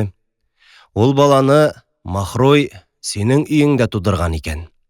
Кичә Якуб белән Махрой күрешеп сөйләшкәннәр. Баланы тәрбияләр өчен Махрой Якубтан 200 сум көмеш акча сораган. Шул хакта килдем. Бала Якубныкы булгач, әлбәттә, тәрбиясе дә Якуб өстендәдер. Ләкин абыстай, син бу хәлне беркемгә дә сөйләмә. Кешегә ишетелсә, үзең беләсең, яхшы түгел. Бик яхшы, Ибраһим абзый, баланы мин үзем тәрбиягә алам. Минем өемдә туды, кемсә белмәде, моннан соң да беркем белмәс. Үз баламны тәрбия кылган кебек тәрбия кылырмын. Бик саваплы эш ич, Ибраһим абзый. Тик минем хакымны бирерсез, диде карчык һәм кулына шәм алып. Әйдәгез, баланы да күрсәтим, дип, Ибраһим әфәндене икенче бүлмәгә бала янына алып кереп китте. 3-4 минуттан алар бала яткан бүлмәдән чыгып, яңадан әвәлге урыннарына килеп утырдылар. Менә абыстай, баланы тәрбия өчен 200 сум көмеш акчаны ал, дип, Ибраһим кесәсеннән мөбарәк акчаларын чыгарды. Ләкин абыстай, баланың тәрбиясе өчен шушы акчаны миннән алганлыгыңа бер язу бир. Чөнки Махруй хәзер үз өенә кайтты, синең өйгә бүтән килеп йөрмәячәк. Ул, акчаны абыстайга бирсәгез, кулыннан язу алыгыз дип әйтте. Безнең сүзебезгә генә ышанмас. Баланың тәрбиясе өчен акчаны алдым дип язу язсаң, ул язуны укыгач, эшнең уңай хәл ителүен белеп, Махруй үзе дә сөенер. Язу яза белә торгансыңдыр бит, дип сүзен тәмамлады Ибраһим әфәнде. Җә, Ибраһим абзый, ни сөйлисең? Язу яза белмәскә буламыни? Яшь вакытымда балаларга сабак укыттым. Шәкертләремә гарәп, фарсы китаплары да укыта идем. Махруйны да укырга язарга мин өйрәттем. Махруй минем шәкертем ич. Балалар укыту бик саваплы эш ич, дип, акушерка карчык утырган җиреннән торып каләм кагаз алып килде дә, нәрсә языйм, дип, Ибраһим әфәнденең боерык сыман әйткән сүзләрен язарга кереште. Язу язылып беткәч, Ибраһим Галиев аны арыслан гайрәте белән сузылып алып кесәсенә яшерде. Шул арада карчык та, бая Ибраһим бай өстәл өстенә кесәсеннән чыгарып куйган акчаларга күзләрен майландырып карап, һәм Ибраһим абзый, бик саваплы эш ич, дип кабатлый-кабатлый, акчаларны ашыгып үз кесәсенә күчерде. Акча һәм язу шул рәвешчә кесәләргә кереп урнашкач, олуг юрист Ибраһим Галиев булай дип сүз башлады. Минем бу эштә бер кадәр шөбһәм бар иде. Ләкин Махруйның сүзләре хак икән. Кардәшем Якубны бер мәслихәттә булып, икәү бергә үтергәнсез икән. Карчык Ибраһимның сүзләрен аңлап бетермичә гаҗәпләнеп, «Ни сөйлисең, Ибраһим абзый, нинди үтерү?» дип сорады. Нинди үтерүме? Бер дә белмәгән сыман кыланасың. Кичә Махруй Якубны үтергән. Хәзер Махруй ябылуда, хөкем тикшерү астында, диде Ибраһим. Шуннан соң ул тәфсилле һәм тагы да шомлырак итеп, Махруйның ничек Якубны үтерүен һәм бу җинаятьне тәфтиш вакытында аның тикшерүчегә сөйләгән сүзләрен, Якубның баласы кайда дигән сорауга фәлән җирдә, фәлән карчыкта дип җавап бирүен, Якуб Галиевка хат язарга киңәш итеп, карчыкның шул хатны Якубка илтеп бирүен һәм бала тәрбиясенә акча бирмәсә, шулай ит, болай ит дип Махруйны кытыртуын, һәммәсен сөйләп бирде. Ибраһим Галиевның сүзләреннән акушерка карчыкның күзләре чынаяктай зурайып дүрт булды. Савап эш дип кылган эшләреңнең нәрсә икәнен Себергә катыр киткәч белерсең, дип куркытуын дәвам иттерде олуг юрист. Шул вакытны ишек шакыган тавыш ишетелде. Карчык утырган урыныннан торды да, өй алдына ашыгып чыгып, «Кем бар? Нәрсә кирәк?» дип ишекне ачты. Ишектән бераз сәрхүш кыяфәтле мөселман бутышнигы, городовой керде. Керде дә, «Исәнмез, сәламәтме, абыстай? Кичкә эзләп таптым», диде. «Нихәл, угылым, ни имеш бар?» «Ни булсын, абыстай?» диде бутышник, исерекләрчә елмаеп. Нихәл булсын, беләсең ич. Без яхшы йомыш, яхшы хәбәр белән килмибез. Следовательдән җәлепнамә повестка китердем. Менә карт көнеңдә үзеңне, менә бу кагазны укып, нинди хәл икәнен белерсең, дип, һаман елмайган килеш, карчыкның кулына язулы бер кагаз тоттырды.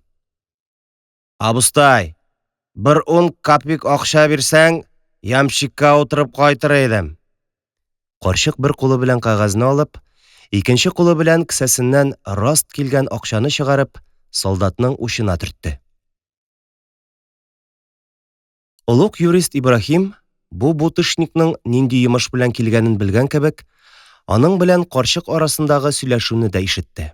Шуңа күрә бутышникның артыннан ишекне бикләп, карчык өйгә кергәч, Ибрахим аны: "Менә абыстай, әйттем ич, карт көнеңдә Себер китәрдәй эшләр кыласың дип.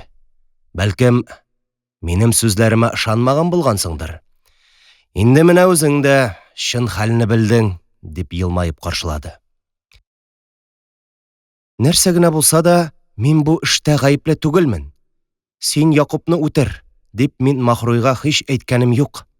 "Минем җинаятем юк", дип акланды карчык.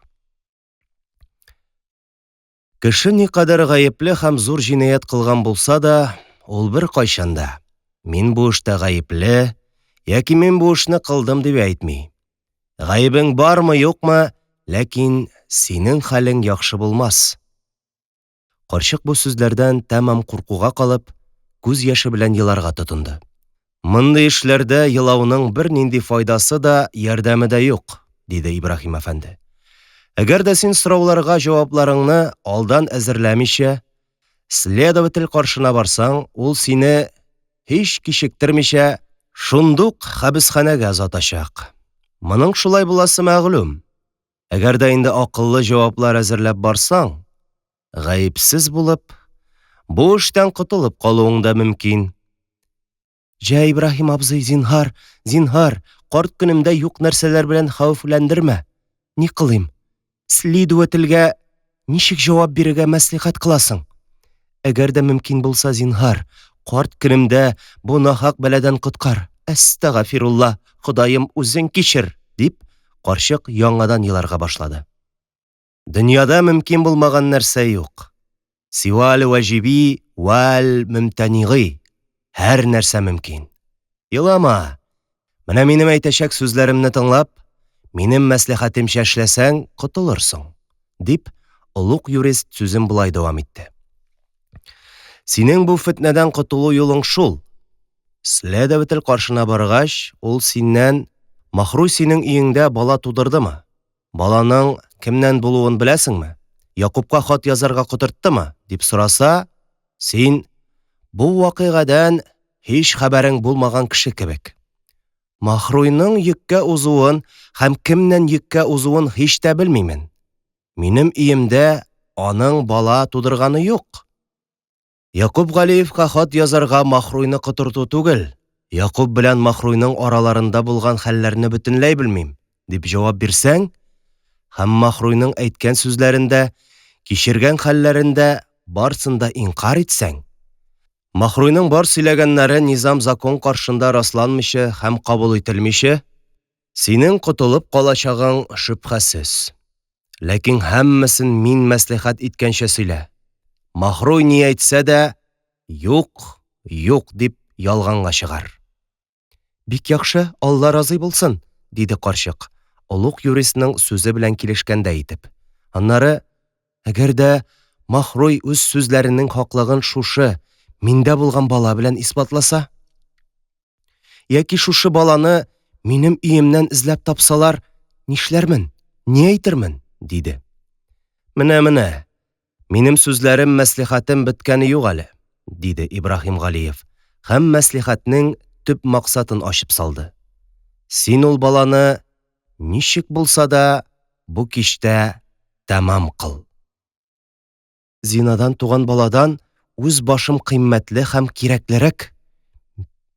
Мин бүген акшамда бу баланы кемнең дә булса ишеге төбенә илтеп ташлармын." Юк, Кеше ишеге төбенә ташларга ярыймыни? Алай эшләргә һич тә ярамый. Бүген илтеп ташласаң, иртәгә үк бөтен Казан белер. Фәлән кешенең ишеге төбенә бала ташлаганнар дип, бөтен полиция аякка басар, тикшеренә башларлар. Кемнең баласы икәнлеген белми калмаслар, диде олуг юрист. Һәм бераз уйланып торганнан соң, син ничек кенә булса да баланы бөтенәйгә тәмам кыл. Аңладыңмы? Тәмам кыл. Ләкин беркем дә белмәсен. Бу кечкенә баланы тәмам кылу өчен алай авыр мәшәкать кирәк булмас. Сезне, абыстай, өйрәтергә дә безгә оят.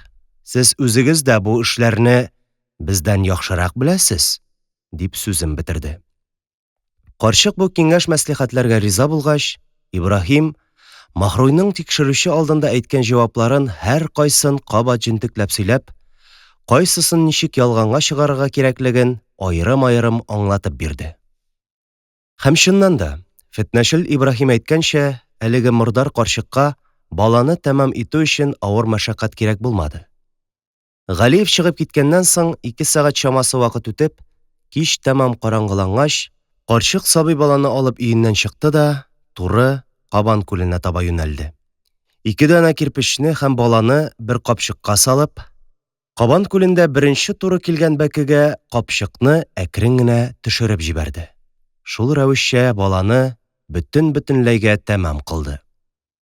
Махруйдан туган баланың Якуб Галиев баласы икәнлеге исбат ителеп, шәригать алдында Якубның мал-мөлкәтенә варис була күрмәсен һәм Галиевләрнең яман аты чыкмасын дип, Ибраһим Галиев карчык акушерканы алдалап һәм аны җинаяткә гайрәтләндереп, әнә шулай сабый баланың гомерен өздерде.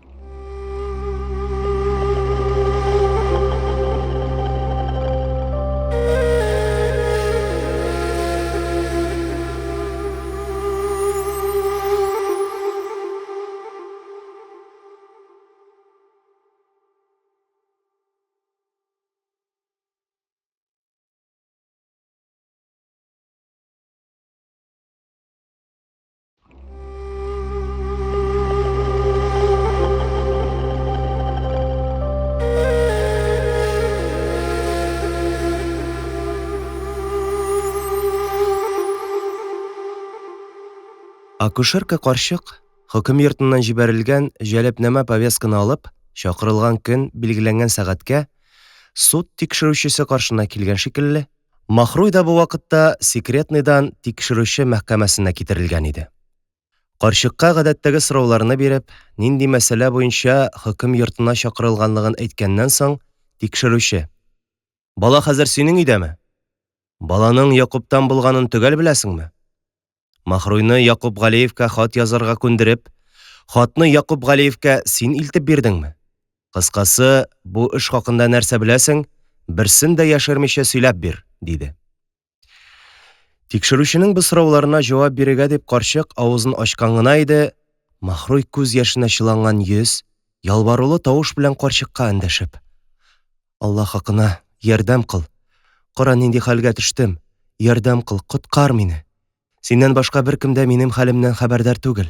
Бер Алла белә дә, икенчесе син", диде дә, аяк өсте басып торырга хәле калмыйча, урындыкка чүкте һәм үксеп еларга кереште.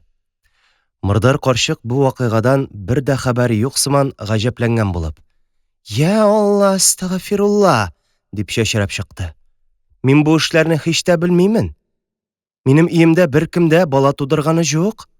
Якуб Галиевне дә, бу хатынны да, араларында булган хәлләрне дә берсен дә белмим. Якубның үтерелүен яңа ишетәм. Бу хатынны да беренче күрүем, ул нинди хатын? Һич хәбәрем юк". Карчыкның бу җавапларын ишеткәч, Махруй: "Я Рабби, минем балам шушы карчыкта", диде һәм үз сүзләренең хаклыгын Якубтан булган баласы белән исбатларга теләп, карчык өендә тентү ясалсын дигән үтенечен әйтте. "Теләсәгез 5 кат тентү ясагыз. Минем өемнән бер нәрсә дә таба алмассыз. Мин андый карчык түгел. Мин һәр вакыт тугрылык җулында, һич бер вакыт җалган сүз сөйләмим. Әгәр минем өемдә бала тудырган булсаң, Мин аны бер дә яшермичә хөкем каршында әйтер идем. Әйе, яшерен рәвештә бала тудырырга теләүче хатыннарга ярдәм итәмен, ләкин синең нинди хатын икәнеңне дә белмим. Карчыкның бу сүзләреннән соң Махруй ни кылсын? Баласы барлыгын ничек исбат итсен? Һәм баланың Якубтан булуы исбат ителсә дә, аның, Махруйның, җинаяте гафу кылынырмы? Шул сораулардан башы әйләнгән Махруй шашкан кеше кебек: «Эй Аллаһ, кайда мин? Балам, балаларым, анам, кайда сез? Сез кемнәрсез? Минем белән ни кыласыз? Ни өчен баламны бирмисез? Ни өчен дөресен сөйләмисез? Я Рабби, юкса әллә өнем түгел, төшемме бу? Я Аллаһ, я Аллаһ!» дип сөйләнергә һәм кычкырынырга тотынды. Шуннан соң аны тикшерүче бүлмәсеннән чыгарып, кабат секретныйга юлладылар. Махруйны сорау бүлмәсеннән чыгарып җибәргәч, тикшерүче тиешле кешеләр белән бергә карчыкның өенә тентү ясарга китте.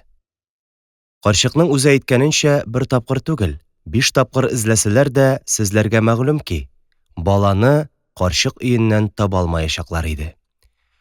Шулай да баланы таба алмасалар да, баланың тәмам ителгәнен белделәрме? Юк. Бу тентүдән Махруй файдасына бер нәрсә дә белә алмадылар. Менә шундый вакытларда инде француз әдибе Габарионың шымчысы Лекок яки меңнәрдәге шымчы господин Шубин кебек кешеләрнең кадер-кыйммәтләре беленә.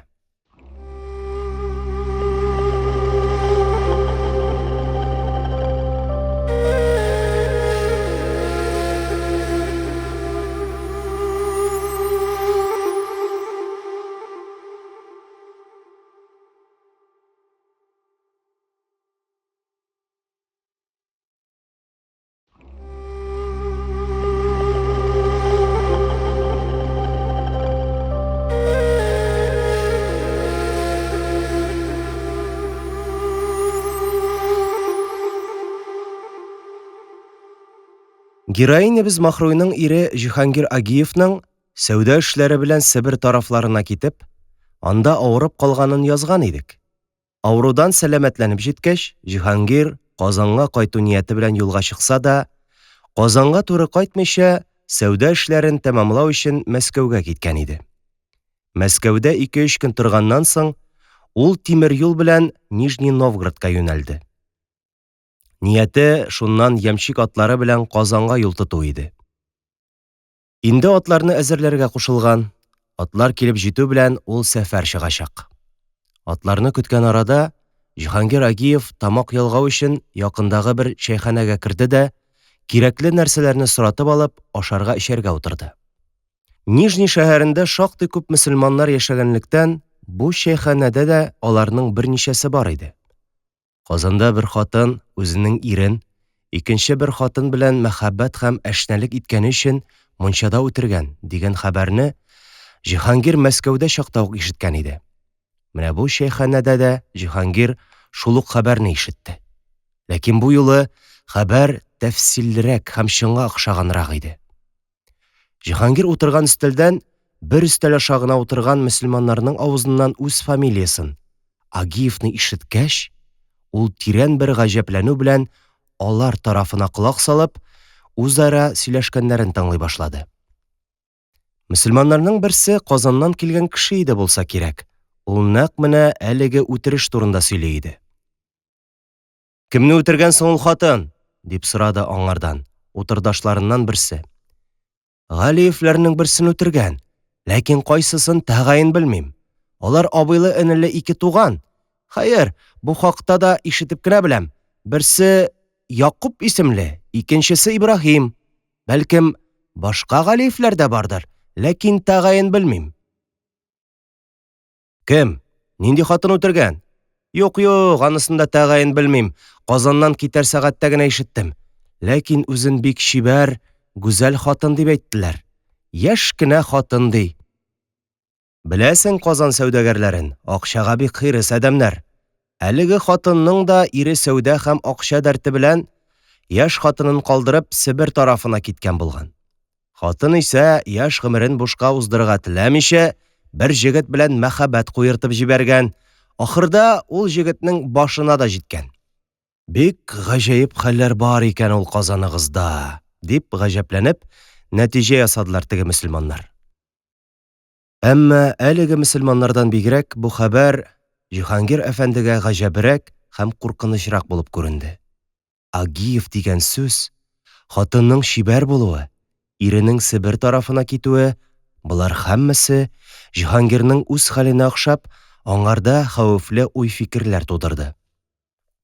Шул уй-фикерләр өермәсе эчендә ул күршесендәге мөселманнарның шәйханәдән чыгып киткәннәрен дә күрми калды.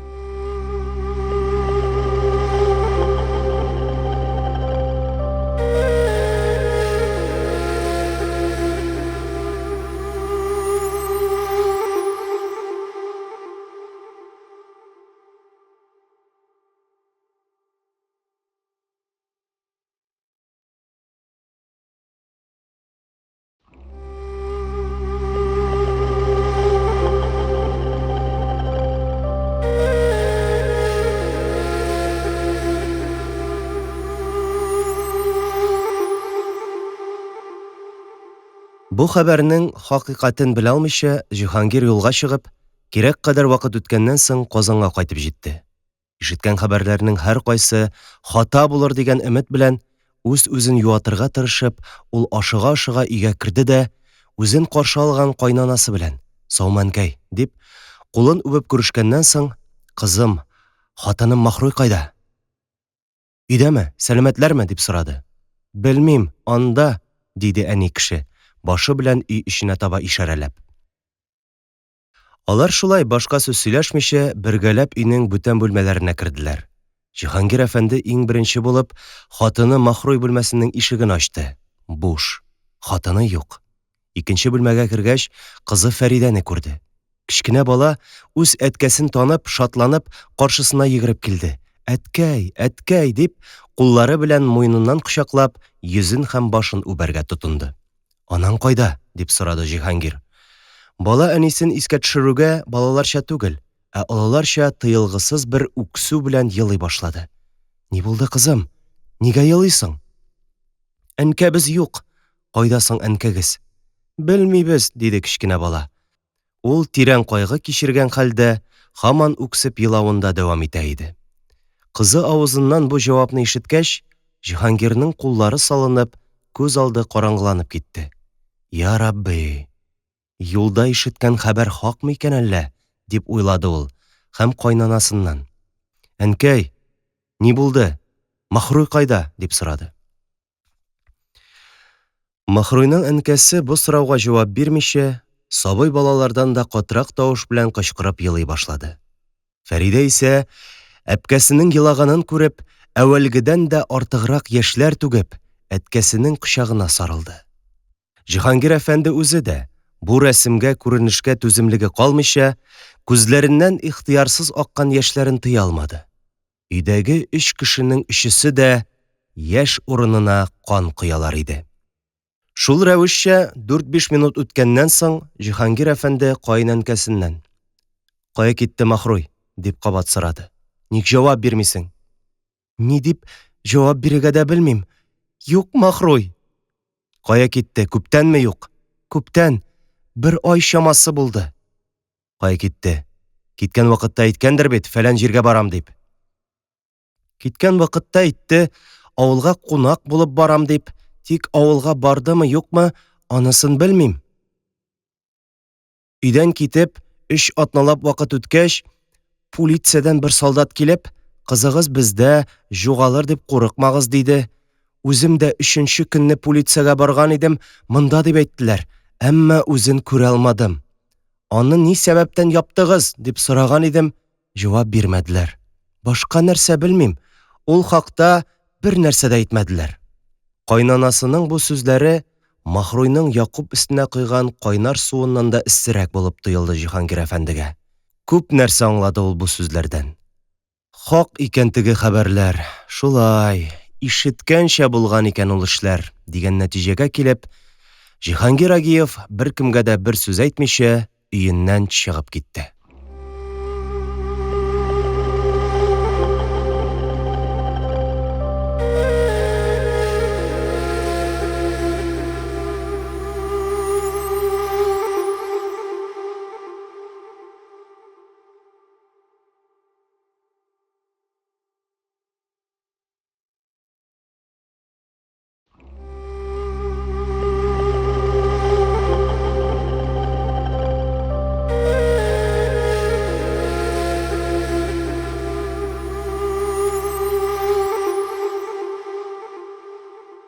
Тикшерүче алдында акушерка карчык белән күзгә-күз куеп сорау алганнан, тикшергәннән соң, Махруйны әүвәлге секретный бүлмәсенә китерделәр. Башта акушерка карчыкның шаһитлеге һәм сүзләренә өмет баглап, сабыр бер түземлек белән гаебем зур булмас, акланырмын дип эченнән уйласа да, акушерка авызыннан һич башка килмәстәй каршы сүзләр ишетеп, һәр нәрсәне аның инкар итүен күреп, Махруйның бөтен өмете өзелде. Инде ул һичшиксез округ суды каршына кеше үтерүче булып килеп басачак. Һәм аны балаларыннан, ире һәм әнкәсеннән аерып, әлбәттә, Себергә озак мөддәтле каторга хезмәтенә җибәрәчәкләр. Кич булгач та күзенә йокы кермичә, ярты төнгә кадәр йокламады. Махруйның йокысыз үткәргән шул кичне аның ире Җиһангир да Казаннан 3-4 сәгатьлек ераклыкта булып, йокысыз һәм тынычсыз бер хәлдә ямщик атлары белән өенә кайтып килә иде. Инде Махруйга нишләргә? Хөкем алдында хурлыкка калудан һәм түбәнлеккә төшүдән, аннары Себергә каторга хезмәтенә китүдән аны нәрсә генә коткара аласың? Юк, Аллам сакласын. Бу рәхәт, мул тормыштан Себер китеп, каторга хезмәтенә тараганчы, күпергә барып, күпер өстеннән суга ташлану 5 мәртәбә хәерлерәктер. Юк, кабер хәерлерәктер. Бу кадәр авырлык һәм кимсетүләргә сабыр итәр, чыдар хәл калмады. Әҗәл, ләхет 5 мәртәбә хәерлерәктер. Ул әҗәлне нинди юл белән табыйм? Ничек итеп үз-үземне тәмам кылыйм? Кебек фикерләр эчендә берникадәр вакыт гасабиланып утырганнан соң, Махруй өстенә кигән 2 итәкле күлмәген салып, шул күлмәкнең бер итәген йыртып алып һәм телгәләп, бау аркан үрергә тотынды. Ярты сәгать эчендә 2 аршин озынлыгындагы бау үрелеп, бауның бер очына элмәк ясады һәм шул элмәкне муенына киеп, асылынып үлү максаты белән бауның икенче очын беркетер өчен дөм караңгыга чумган секретный бүлмәнең дивары стенасыннан кулы белән капшап, берәр кадак мазар юк микән дип эзләргә тотынды. Ләкин бер нәрсә дә таба алмады. Ахырда, Алла боерса, таң аткач нәрсә булса да табармын дип, муеныннан элмәкне чыгарып, бауны баш астына салды да, төрле уйлар эчендә бик озак ятканнан соң гына, төнге сәгать 3:30-да йокыга китте. 5 сәгать үлгән кеше кебек йоклагач, иртәнге сәгать 8-ләрдә өстенә кайнар су кыйлган кеше сыман Махруй яткан җиреннән янә сикереп торды. Берәрсе күрмәсен дип ашыгып кабаланып, янә бүлмә диварыннан берәр кадак чөй юкмы дип эзләргә тотынды. Утлы күзләрен шулай дивар буенча йөрткәндә, аның игътибарын кечкенә тәрәзә төннеккә куелган тимер рәшәткә җәлеп итте. Бу рәшәткә булганда кадакның кирәге юк иде инде. Һәм Махруй кулына бауны алып, бүлмәдәге кечкенә өстәлне тәрәзә буена китереп куйды да, өстәл өстенә менеп, бауның элмәксез очын рәшәткәгә бәйләде, ә элмәкле башын муенына киде. Шуннан соң өстәлне аягы белән тибеп аударды да, бауда асылынып калып, гаять авыр мәшәкатьләр белән әҗәл газабы кичерә башлады. Нәкъ шул вакытта ишек ачылып китеп, секретный бүлмәгә Җиһангир әфәнде белән бер солдат килеп керде. Җиһангир, хатыны Махруйны асылынган кыяфәттә күреп, үз-үзен белешмәс бер халәттә өстәл өстенә сикереп менде дә, кесәсеннән пәке чыгарып, тиз генә элмәкле бауны кисте. Шуның белән Махруйны әҗәлдән коткарып калды.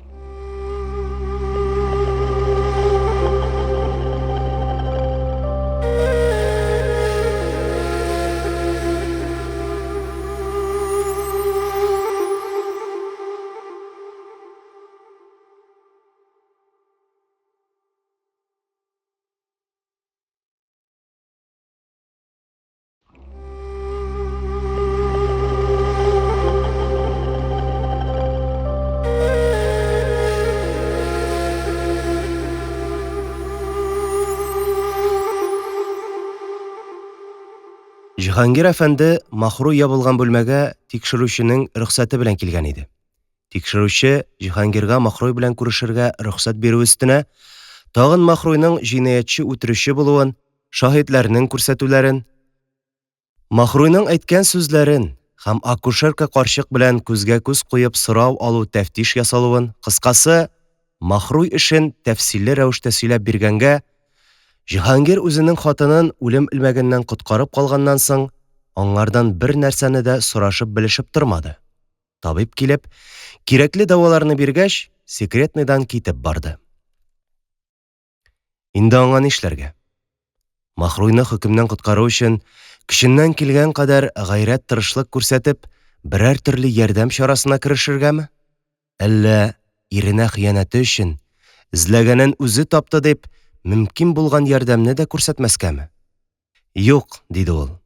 Махруйның миңа хыянәт итеп эшләгән җинаяте һәм гаебе никадәр зур булса да, минем тарафтан аңа мөмкин ярдәмне күрсәтмәү кешелексезлек, хайванлык булыр иде.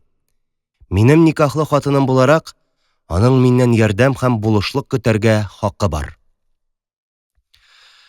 Ул шундый уйлар уйлап, полицияның секретный бүлмәсеннән чыккач, туп-туры акушерка карчыкның өенә юнәлде. Анда барып, Махруйның ире Җиһангир икәнен белдереп, Махруй һәм бала хакында никадәр сораулар биреп караса да, карчык аңа Махруйның бала тудыруы турында да, Якуб Галиев белән булган мәхәббәт маҗаралары турында да хәбәрем юк дип җавап бирде. Шул рәвешчә һәммәсен инкар итте. Шулай бернигә ирешмичә, карчык бүлмәсеннән ишек алдына чыгып, капкага таба барганда, ул әлеге йортны карап торучы хезмәтчегә очрады. Карчык торган йорт, әлбәттә, аның үз йорты булмыйча, ул монда фатирчы сыйфатында гына тора иде.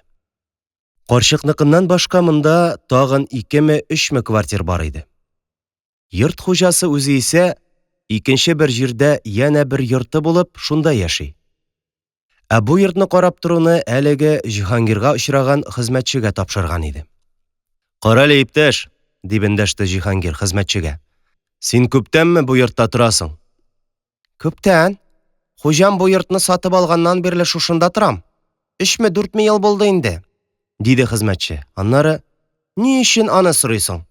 Берәр йомышың бармы?» – дип өстәде.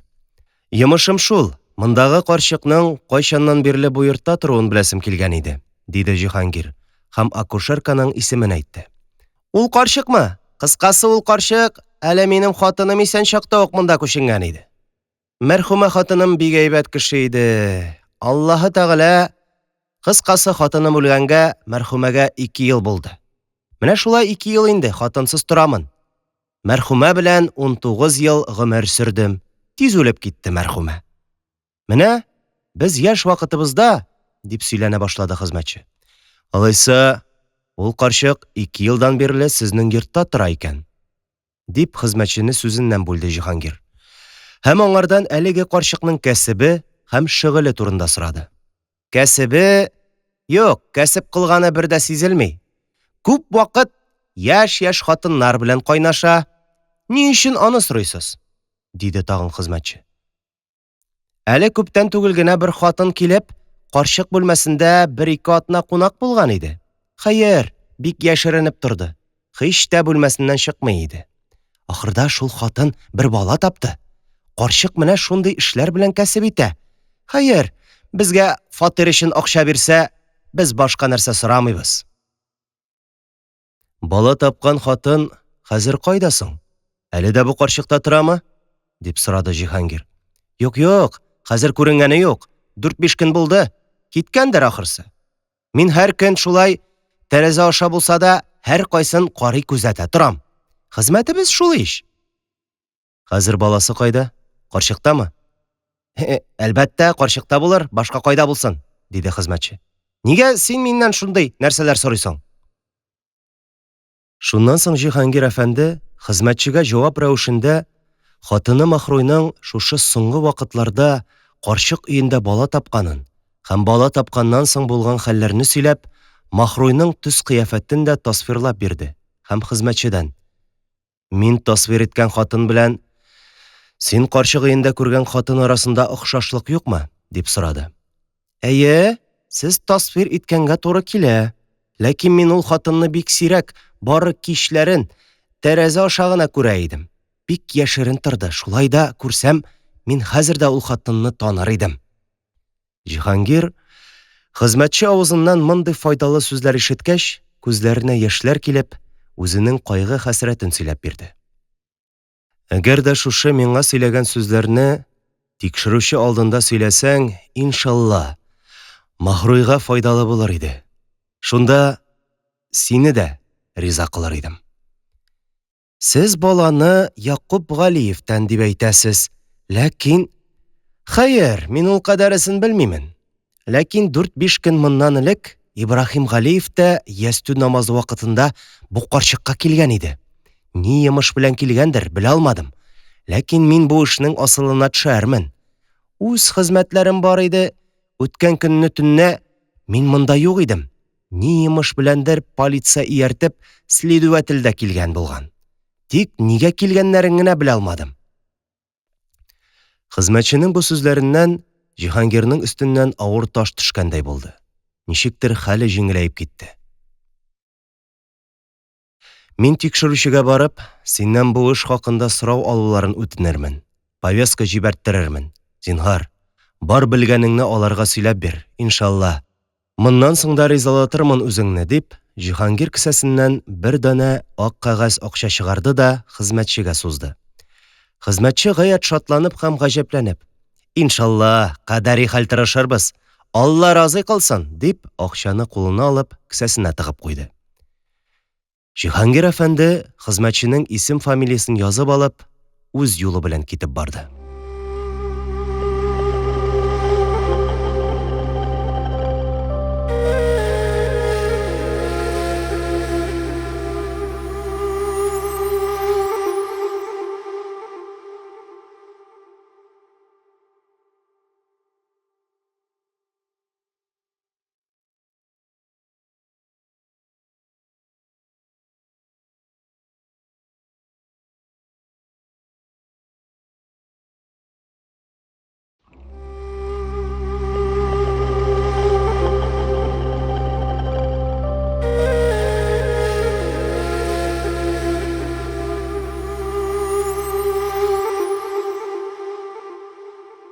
Кара нинди аз хезмәт өчен никадәр күп акча бирде? 25 сум бирде. Хода бирсә кулына, китереп бирер кулына дигән мәкаль бик хак икән. Менә инде бай абзыйның сәламәтлеге өчен тиз генә барып берәрне кәгеп килсәң дә ярый. Бераз буыннар да куәтләнер, дип, хезмәтче туп-туры якындагы мәйханәгә юнәлде. Ярым сәгатьләр вакыт үткәч, бер-бер артлы 2 бөтен савытны каплаган хезмәтче тәмам бай булып кайтты. Йортка кайткач, туп-туры карчык фатирына керде. «Исәнме-саумы, абыстай?» Карчык хезмәтченең булай вакытсыз һәм исерек килеш керүенә гаҗәпләнеп, «Әлхәмдүлилләх, саулык хәзергә. Ни хәл, нигә кердең? Ни йомыш?» диде. «Нигә кердең?» дип карчыкның сүзен кабатлады хезмәтче. «Мин хуҗа ич бу йортта. Бай мине бу йортка хуҗа итеп куйган ич. Менә карарга кердем, өйне яхшы тотасың микән?» дип, якында булган бер урындыкка утырды. Карчык исә хезмәтченең мондый кыланышларына ризасызлык күрсәтеп, өстенә киемнәрен кия-кия. «Әйдә, чык, эшләрем бар. Базарга, печән базарына барамын», диде һәм хезмәтчене куа башлады. «Яхшы чыгармын. Хәзер чыгарсаң да, менә следователь каршына баргач күрербез. Вакыт булыр, чакырырсың да, кермәбез», диде хезмәтче урыныннан кузгалып. «Ярар, следователь хузурында сөйләшербез. Мин исерек булсам да, сезнең эшләрегезнең һәр кайсын беләм». «Җә, сабыр ит. Ник юк сүзләр сөйлисең? Нәрсә беләсең? Ниндәй эшләрне беләсең?» дип хәвефкә калып сорады карчык. «Менә следователь каршына баргач, сөйләшеп карарбыз, нәрсә белгәнемне белерсең. Якуб Галиевның баласын кая куйдыгыз?» «Исерек булсам да, һәр кайсын беләм. Бүген генә монда, бу өйдә торасың. Иртәгә сиңа да, Ибрахим Галиевкә дә, икегезгә дә акчасыз фатир бирерләр. Менә миңа Җиһангир бай хәзер генә күпме акча бирде», дип, кесәсеннән берәрлек, өчәрлек һәм бишәрлек бер уч кәгазь акчалар чыгарып күрсәтеп, хезмәтче ишеккә таба атлады. «Жә, сабыр ит, кая чыгасың? Утыр, Әхмәди абзый», – дип карчык хезмәтчене туктатып, эшнең төбен белергә теләсә дә, хезмәтче карчыкның сүзләрен гүя ишетмәгәндәй, аның тарафына кулын бер селтәде дә, өйдән чыгып, буыннарны куәтләндерү өчен янә әүвәлге мәйханәгә юнәлде. Хезмәтче авызыннан шундый куркынычлы сүзләр ишетеп, коты очкан акушерка исә, олуг юрист, мәкерле һәм фетнәчел Ибраһим Галиев янына ашыгып барып, аңа бөтен булган хәлне сөйләп бирде. Ибраһим әфәнде бераз уйланып торганнан соң карчыктан: «Мин сезнең ул хезмәтчегезне бүген күрә алырмынмы?» – дип сорады. «Бүген күрергә мөмкин, ләкин файдасы булыр микән, чөнки ул хәзер дә исерек иде. Мин өйдән чыкканда да эчәргә китеп барды». «Алай булса, нишләрбез икән соң?» – диде Ибраһим, аптырабрак калгандай. «Нишләргә кирәк булса да, үзең кара. Мин бер нәрсә дә эшли алмыйм. Әгәр дә хезмәтче минем хакта баланы үтерде дип әйтсә, мин бер нәрсәне дә яшермичә бөтен булган хәлне следовательгә сөйрәп бирәчәкмен. Баланы тәмам кылырга син киңәш бирдең. Бу эшне дә үзең тәмам кыл». Ибраһим Галиев ух ухылдап, 4-5 минут чамасы уйга баткан кыяфәттә бүлмә буйлап йөрөнгәч, туктады да карчыкка карап: «Ярар, бар өеңгә кайт, кая да чыгып җөрмә», – диде.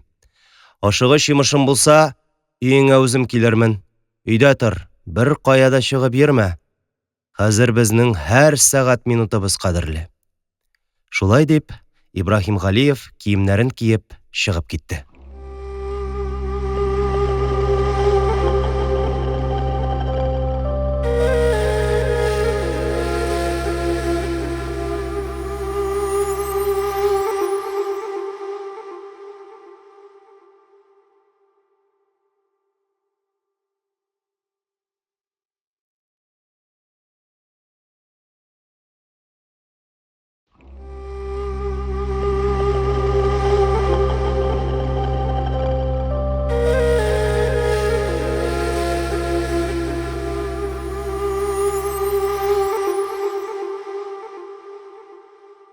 Беренче һәм икенче бабларда без язып узган Нәкәс мулла угълы Габделгафурны һәм аны Казанга мәдрәсәгә озатканда К авылының карт хәзрәте сөйләгән нутык һәм нәсихәтләрне гыйззәтле укучыбыз шәт онытмагандыр. Романыбыздагы вакыйгаларны хикәяләү тәртибе белән исәпләгәндә, ул беренче һәм икенче баблардан алып, бу 19нчы бабка кадәр 3 ел чамасы вакыт кичте. Шул 3 ел вакыт эчендә Габделгафур әфәнде бер мәртәбә дә К авылына кайтмады. Казанда гел укуда булып, зирәклеге аркасында 3 елда 5-6 еллык гыйлем тәхсил итеп, бу артык зур биек булмаган мәдрәсәнең үзенә күрә бер оста мөназиры һәм укуда беренче дәрәҗәдә үк булмаса да, икенче дәрәҗәдәге шәкерте булып танылды. Ләкин Габделгафур әфәнде яздыгыбыз К авылы карт хәзрәтнең нәсихәтләренә колак салмыйча, мәдрәсәдәге эшлексез шәкертләр белән мәхәббәт һәм дуслык тотып, кечкенә гөнаһлардан башлап, карт хәзрәт әйткән зур гөнаһларга да җиңел генә барып җитте. Аз-азлап исерткеч нәрсәләр һәм аракы эчкәли башлады. Укучы, кем син? Әгәр дә Казанлы яки Казан мәдрәсәләре хәлләреннән хәбәрең юк кеше булсаң, мөмкинме дини вә рухани бер мәдрәсәдә тәрбия кылынган җир фәрештәсе шәкертнең аракы эчүе дип, минем язган сүзләремне инкар итеп ялганга чыгарырсың?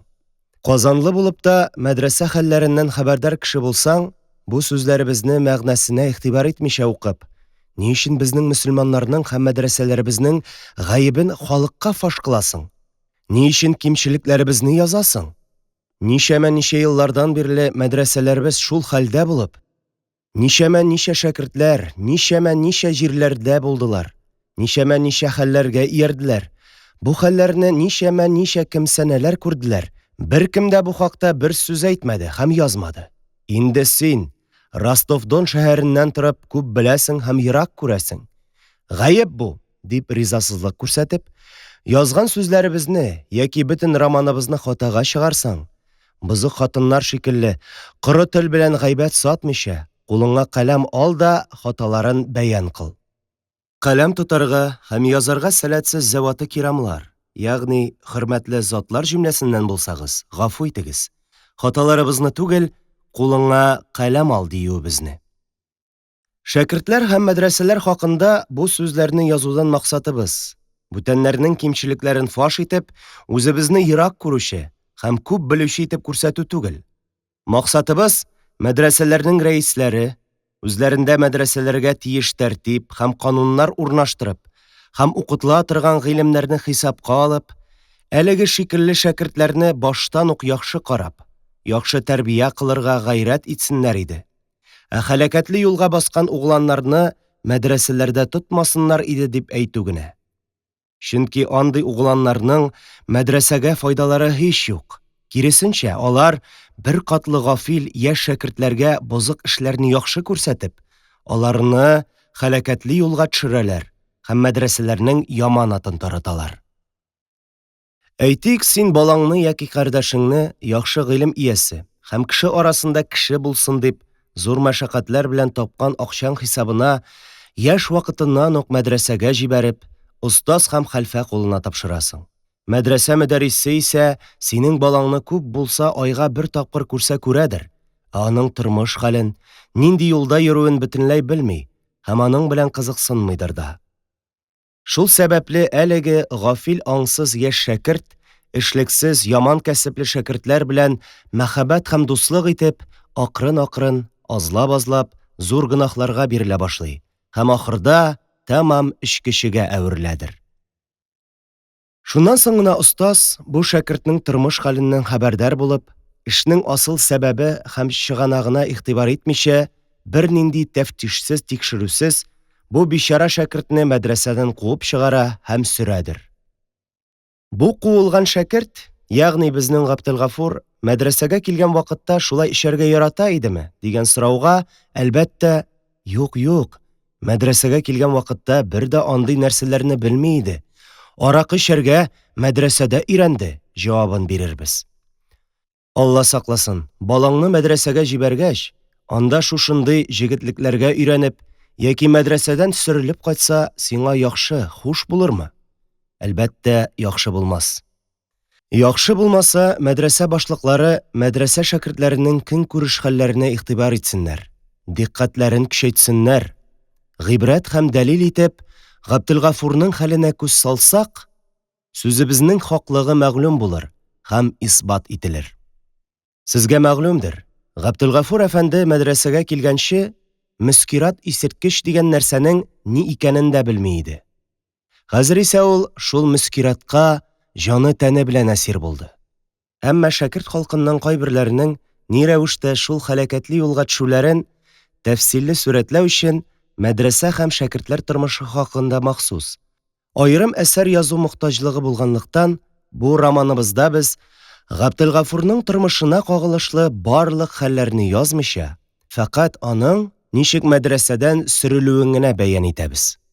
Габделгафур әфәнде әлеге аракы дигән нәрсәгә шул кадәр һәвәсләнде ки, һәр иртән дәрескә керер алдыннан, дәрес вакытында мөназара кылырга гайрәт бирсен өчен, берәр чәй чинаягы белән аракы эчәргә гадәтләнде. Габделгафурның бу гадәтен кайбер шәкертләр белгән шикелле, Дамилла хәзрәтләре дә моны ишеткән иде. Габделгафурның мәдрәсәдәге тору урыны дәресханәдә булып хезмәт иткәнлектән, ул иртәнге аракысын һәр көн Дамилла дәрескә керер алдыннан эчә иде. Көннәрнең берендә яшерен рәвештә кәсәдән аракыны чынаякка салып эчәргә генә торганда, Дамилла дәрес бирергә килеп керде. Габделгафур мөдәррис хәзрәтләрен күргәч, аракылы чынаякны чынаяк асты тәлинкәсе белән каплап, яшереп кенә тәрәзә төбенә куйды да, Дамиллага юл биреп, бер читкә тайпылды. Мөдәррис хәзрәтләре бу хәлне күреп һәм аңлап, мондагы хәлләр күп кешегә һәм Казан халкына ишетелмәсен, мәдрәсәнең яманаты чыкмасын дип, әлеге аракылы кәсә хакында Габделгафурдан аңлатманы гарәп телендә сорамакчы булды һәм бик тә ачуы чыкканлыктан тотлыга башлап, «ма хәзә» урынына «ма» дигән сүздә киселеп калды. Габделгафур сорауының гарәпчә булуыннан каушамыйча һәм ашыкмыйча, «әс-суәлә гыян заһириһә әм бадиниһә», ягъни «эчендәгесенме, әллә тышындагысын сорыйсың?» дип сорауга сорау белән җаваплады. «Әс-суалә гыян заһириһа ва бадиниһа». Ягъни, эчендәгесен дә, тышындагысын да сорыйм. «Ин суалта гыян заһириһа, фа заһириһа саттарал гыаб, ва ин суалта гыян бадиниһа, фа бадиниһа кашша фил улаб». Ягъни, тышындагысын сорасаң, тышы гаепләрне яшерүче. Эчендәгесен сорасаң, эче күңелләрне ачучы, диде Габделгафур. Бу җаваптан Дамелла хәзрәтнең җен ачулары чыкты. «Йөзегез кара мордарлар, бу зур гынах иш», дип, ул тәрәзә төбеннән аракылы чынаякны кулына алды да Габделгафурның башына орды һәм дәрес бирергә керешмичә, хәзер үк Габделгафурны мәдрәсәдән куарга дигән хөкемен әйтеп, ишектән чыгып китте. Габделгафурның мәдрәсәдән куылуыннан алып, бу көнгә кадәр бер ай вакыт кичте. Мәдрәсәдән чыккач, Габделгафур Кы авылына кайтмыйча, Печән базарындагы бер харчәүнәдә. Номер мусафирханәне казанлылар харчәүнә диләр. Бер бүлмә килешеп, Казанда торып калды. Кулында булган 4-5 сум көмеш акчасын тотып бетергәч, теге бу нәрсәләрне, ата-бабасы язган кулъязма китапларны сатып көн күрә башлады. Акча да, сатылырдай нәрсәләр дә беткәч, Габделгафур әфәнде әлеге бүлмәсен ташлап, икенче бер харчәүнәдә мусафир булып яшәгән дусты Мәмәт әфәнде янына торырга күчте. Мәмәт әфәнде әвәлдә Русия дәүләтенә табигъ, ягъни буйсынучы булып, соңыннан Иран-Персия мәмләкәтенә качкан, 2-3 ел чамасы Мәшһәд һәм Тәһран шәһәрләрендә яшәгән. Аннары Төркия мәмләкәтенә чыгып, Госманлы табагасына, ягъни гражданлыгына күчкән әдәм иде. Госманлы дәүләтенә табигъ булган бу Мәмәт әфәнде кебек шөбһәле затлар Русиядә аз түгелдер. Кайберләренең нәсел-нәсәбәләре, ата-бабалары мәгълүм булмаганга, мондый әдәмнәр белән аралашмаган яки диннәре, мәзһәбләре ачык билгеле булмавы аркасында аларга хатын-кыз бирергә теләмәгән кешеләр ялгышмыйлар. Чөнки мондый шөбһәле Мәмәт һәм Әхмәт кебек әфәнделәр арасында Русияле чуаш һәм чирмеш әдәмнәрне дә, яки Русиядан мөртәт булып китеп, Ходаем, шулардан саклый күр, Төркиядә ислам паспортлары алгач, монда мөселман булып кайткан кемсәләрне дә күп күргәнебез бар. Әлбәттә, Русиядан китеп, Төркиядә Әхмәт һәм Мәмәт исемнәрен алган ул кешеләрнең һәммәсен чирмеш һәм мөртәт димибез. Әмма романыбызда хикәя ителгән Мәмәт әфәнде бик шөбһәле әдәм булып, аның мөселман баласы мөселман булуына шәһадәт бирмибез. Паспортына карасаң, яше 34. Мәзһәбе дине ислам, исеме Мәмәт Мәхмүд углыдыр. Мәмәтләр авыр мәшәкатьле хезмәтләргә өйрәнмәгән һәм караңгы кәсеп белән булса да җиңел тормышта яшәргә омтылган әдәмнәр булып, алар керергә ярамый торган урыннарда да табылалар. Габделгафур мәдрәсәдә вакытта ук Мәмәт белән мәйханәләрдә һәм фәхешханәләрдә күрешеп танышкан һәм дуслашкан иде. Акчасы һәм ашарга-эчәргә азыклары беткәч, Габделгафур кай җиргә барсын да кемнән ярдәм күрсен. Ул туп-туры Мәмәт әфәнденең номерына китте. Һәм аның тарафыннан кабул ителеп, менә бер атна инде алар бергә бер номерда торалар иде. Соңгы вакытта Мәмәтнең дә кәсепләре начар булганлыктан, алар бер көн ач, бер көн тук хәлдә, хезмәтсез һәм авырлык белән көн кичерәләр иде.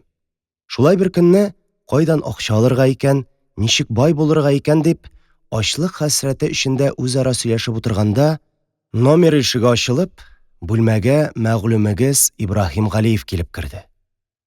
«Әссәламу алейкум». «Ва алейкум әссәлам», дип, Мәмәт белән Габделгафур керүчене олылап утырган җирләреннән тордылар. Акушерка карчыкның хезмәтче Әхмәдидән ишеткән хәбәрне олуг юрист Мәкерле Ибраһим Галиевкә сөйләгәнен һәм Ибраһим Галиевнең бу хәбәрне ишетеп, ярар дип, карчык өеннән чыгып киткәнен 18-нче бапның ахырында язган идем. Олуг юрист өйдән чыккач, киңәш һәм ярдәм эзләп, туп-туры Мәмәт янына ашыкты. Мәмәт әфәнденең Ибраһим әфәндегә мондый эшләрдә зур акча бәрабәренә булса да берничә тапкыр ярдәм иткәне бар иде инде. Саулык-сәламәтлек сорашкач, Ибраһим әфәнде Мәмәт әфәндегә: «Синдә бик мөһим, үзеңә генә әйтә торган йомышым бар. Әйдә», – дип, Мәмәтнең бүлмәдән Габделгафур яныннан чыгуын таләп итте. Мәмәт әфәнде исә Габделгафур әфәндегә карап: «Зинһар, 1-2 минутка безне икебезне калдыр», – диде. Габделгафур бүлмәдән чыгып киткәч, Ибраһим Галиев кесәсеннән бер кәгазь, акушерка карчыкның йортындагы хезмәтченең адресы язылган кәгазь кисәген алып: «Менә шушы язуда әйтелгән кешене», – дип, Мәмәт кулына тоттырды. Шуннан соң алар үзара пышылдап кына 5-10 сүз алышып, Габделгафурны чакырдылар. Габделгафур бүлмәгә кергәч, Ибраһим әфәнде 5 дәнә 100лек акча чыгарып, Мәмәт белән Габделгафурның алдына өстәлгә куйды. Мәмәт әфәнде мәбәрәк акчаларны кулына алып карап һәм Габделгафурга күрсәтеп, Галиев әфәндегә: «Яхшы, без риза, тәмам кылырбыз», – диде. «Ләкин син безне мондый хезмәткә яллавың турында бер кечкенә кәгазьдә булса да бер язу язып бир. Ахырда безнең генә аркабызга авырлык килмәсен». «Җә, юк нәрсәләр. Кәгазь нигә кирәк? Кем белер?» – диде Ибраһим әфәнде. «Ул бу кичне исерек, дөм исерек. Кычкырырлык та, каршы торырлык та куәте юк. Барырсыз да җиңел генә тәмам итәрсез. Син үткән юлы теге эштә дә бер нәрсә дә булмас дип ышандырган идең», – диде Мәмәт, узган бер эшне искә алып. «Ләкин ахырда вәгъдәңне үтәмәдең дә, мин 6 ай төрмәдә яттым. Әгәр язу бирсәң, мөмкин, булмаса, икенче кеше тап». Әгәр дә Ибраһим Галиев бүген акушерка әйткән хезмәтчене тәмам кылмаса, иртәгә хезмәтче суд тикшерүчесе каршына барып, карчыкның баланы үтерүе һәм бу эшкә аны Ибраһим котыртуы турында сөйләп бирәчәк. Ул чакта хәлләр бик яманга әйләнүе бар. Шуны уйлап, Ибраһим шактый хәтәр адым булса да, Мәмәт сораган язуны аның әйтүе буенча язып, кулын куйды һәм Мәмәт белән Габделгафурның үзләреннән дә кул куйдырды. Бу язу кисәге һәм 5 дәнә 100лек Мәмәтнең кесәсенә кереп югалгач, Ибраһим әфәнде акушерканың өе кайдалыгын тагын бер аңлатты да номердан чыгып китте. Төн караңгылана төшкәч, Мәмәт белән Габделгафур акушерка карчыкның йортына килеп һәм карчыктан хезмәтченең яткан җирен сорап, үлек кебек сәрхүш хезмәтчене йөзенә ярым сәгать чамасы мендәр ястык каплап торып, җиңел генә тәмам кылдылар. Икенче көнне Махруйның эшен тәфтиш кылучы тикшерүче, эшне дәвам итмәкче булып, акушерка йортыннан хезмәтченең килүен түземсезлек белән көтеп торса да, мәгълүмегез ки, хезмәтче Әхмәди инде тикшерүче каршына килергә һәм сорауларына җавап бирергә сәләтле түгел иде. Тикшерүче хезмәтченең үлеме турында хәбәр алмаганлыктан, хезмәтчене тәфтишкә чакырып, икенче җәлепнамә повестка юллады. Моңа хезмәтченең кинәт үлеп китүе турында җавап хәбәре килде. Бу хәбәрне алгач, тикшерүче тәфтишне башка дәвам итмичә, Махруй эшен тикшерүне төгәлләп куйды.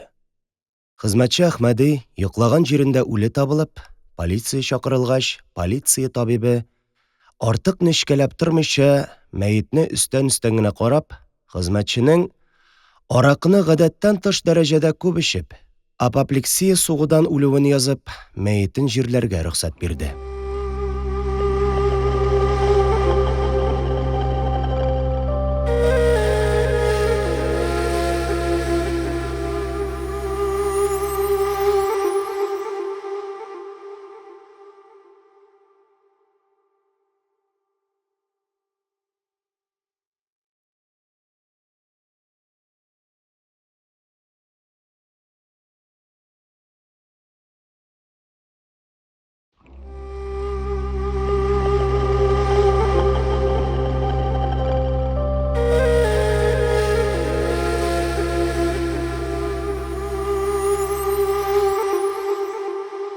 Махруйны ире Җиһангир әфәнде үлемнән коткарып калса да, элмәк һәм хисапсыз авыр хәсрәт сәбәбеннән ул тәмам хәлсезләнгән иде.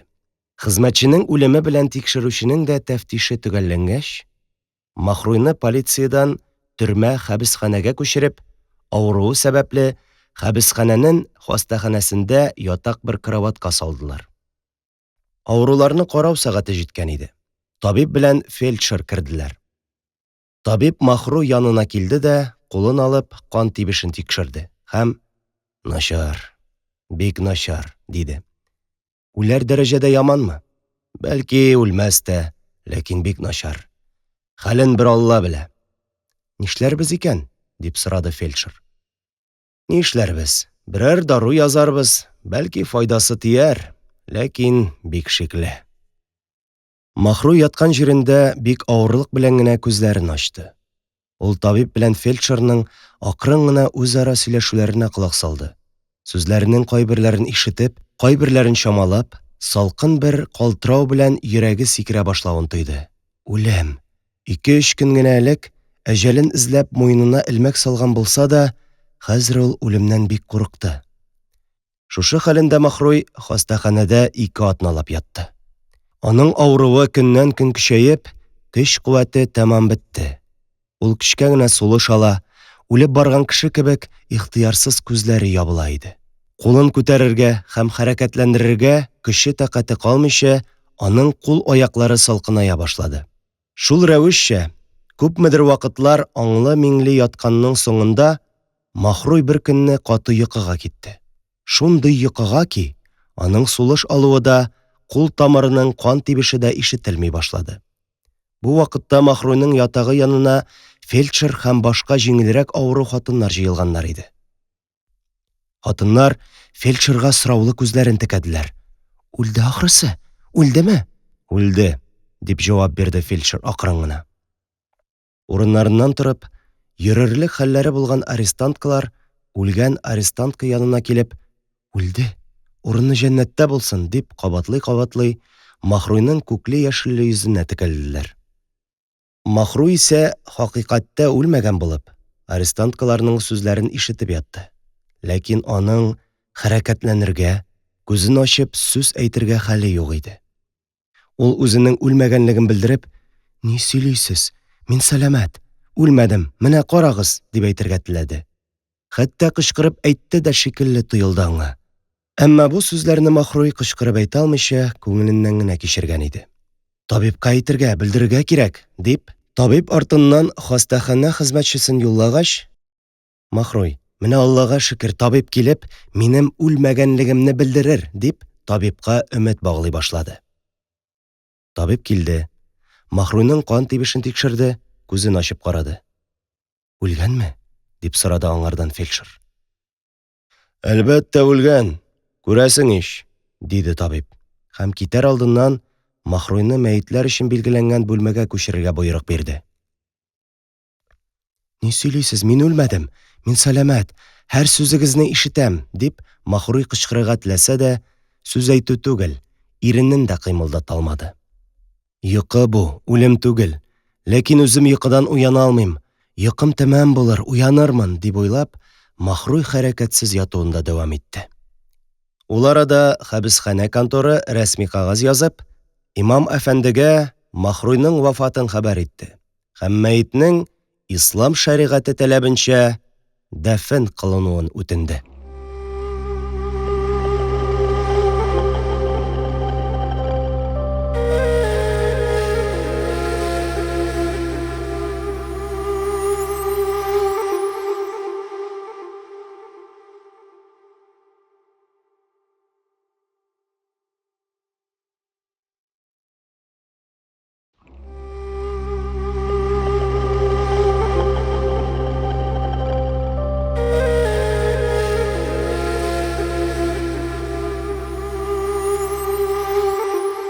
Икенче көнне икенде намаз вакытында тере мәет һәм имам әфәнде каберстанга әзер булсалар да, 1888-1889 елларның кышы гаять салкын һәм карсыз килүе сәбәпле җир бик туңган булып, кабер тәмамланмыйча нибары 1 аршин тирәнлегендә генә казылган иде. «Ничек булса да күмәргә кирәк, әйдә казыгыз», дип әмер бирде имам хәзрәтләре. Кабер казучылар имамга кардәш тиешле кешеләр иде. «Юк, хәзрәт, юк, Берничек тә бүген казып бетерә алмыйбыз. Карагыз, җир теш кадәр генә булып куба, бик туңган. Бүген күмә алмабыз, хәзрәт, диделәр алар. Ничек булса да дәфен кылырга кирәк. Бераз казыгыз да, ярар, ләхет алырсыз. Юк, хәзрәт, артык казырга да тәкать тә, куәт тә калмады. Кич тә җитте. Салкынга һич чыдарлык түгел. Көне буе шул салкында торабыз. Бүген дәфен кылмасак, мәетне нишләтербез икән? Диде хәзрәт. Мәетне монда калдырырбыз. Иртә намаздан соң килеп, каберне казып бетерербез дә күмәрбез.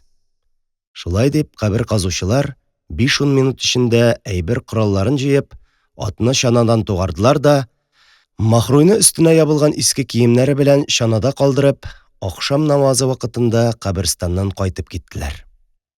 Төнен була торган гадәти йокыдан башка, әле генә без язып узган Махруй йокысы кебек йокының да барлыгы укучыга әлбәттә мәгълүмдер.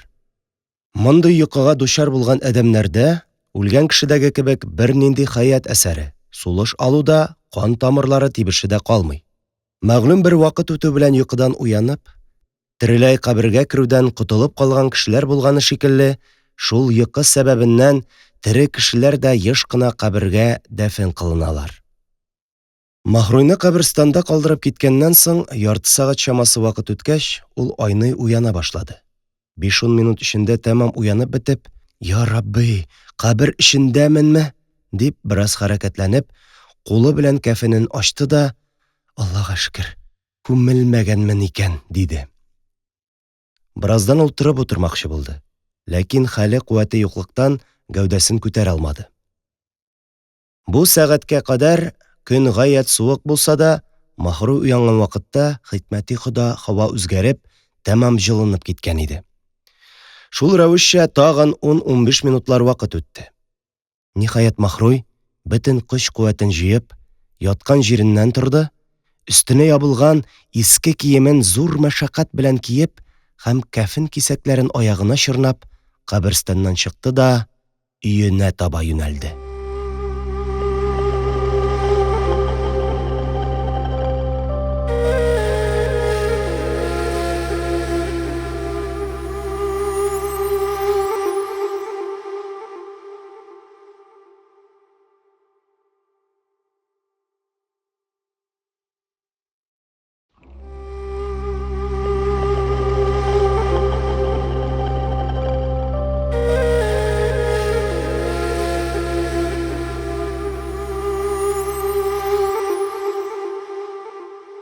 Хезмәтче Әхмәди тәмам ителеп, Махруйның эшен тикшерү төгәлләнгәч, Себер ягында ничә айлар хәстә булган Җиһангир әфәнде өстенә төшкән авыр вакыйгаларга түзә алмыйча, Махруй хәбесханәгә ябылган көннән алып, аның вафат булып, хәбесханәдән чыккан көненә кадәр тир хәстәсе, горячка белән хастаханәдә авырып ятты. Махруйның әнкәсе дә картлык чиренә дучар булып, хикаябезнең дәвамы вакытында өйдә Махруйның баласы Фәридәне караудан башка эшкә ярамады. Җиһангир хәле бераз яхшыргач, хастаханәдән чыгарга рөхсәт алды да, Махруйның хәлен белү өчен ямщикка утырып туп-туры хәбесханәгә юнәлде. Җиһангирның хәбесханага килүеннән 1 сагать чамасы элек кенә Махруйны дәфен кылу өчен каберстанга алып киткәннәр иде. Җиһангир хәбесхана конторына кереп, сакчыдан: «Махруй Агиеваны күрергә рөхсәт булырмы?» дип сорады. «Ни сөйлисең? Кем буласың?» «Махруй юк, вафат булды», диде сакчы. «Махруймы үлде?» «Әйе, үлде», диде сакчы.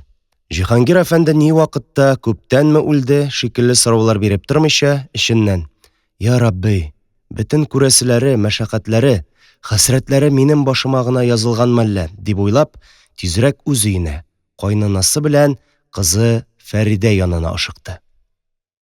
Җиһангирның кайнанасы Махруйның вафатын белә иде инде.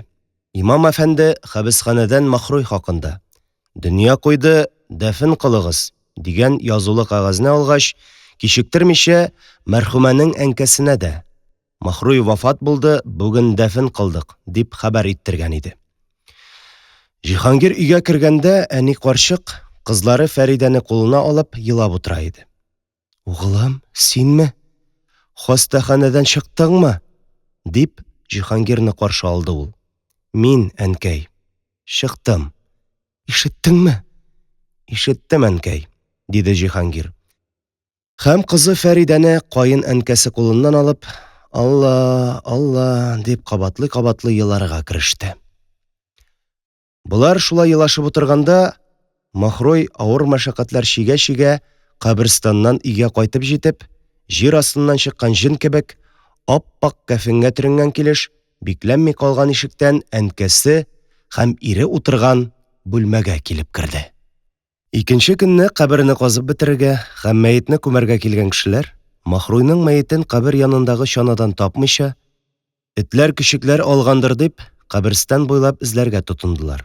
Һәм таба алмагач, хәлне имам әфәндегә җиткерделәр. Имам әфәнде йөгерә чаба шундук каберстанга килеп, курку катыш бер гаҗәпләнү белән: «Я Аллаһ, астагфируллаһ, харап булдык. Карарга кирәк. Шундадыр, кайда да булса», дип үзе үк мәетне эзләргә китте. Ләкин сезгә мәгълүм ки, бер нәрсә дә таба алмады. Шуннан соң имам: «Мәетне җеннәр алгандыр», дип, буш каберне күмәргә боерды. «Алла сакласын, белә күрмәсеннәр, юкса һәр кайсыбызга себер булыр», дип сөйләнде имам хәзрәтләре. Һәм кулына көрәк алып, каберне күмешә башлады. Кабернең буш, мәетсез күмелүе башка бер кемгә мәгълүм булмаган кебек, Махруйның исән һәм сәламәт калуыннан да һич кемнең хәбәре булмады.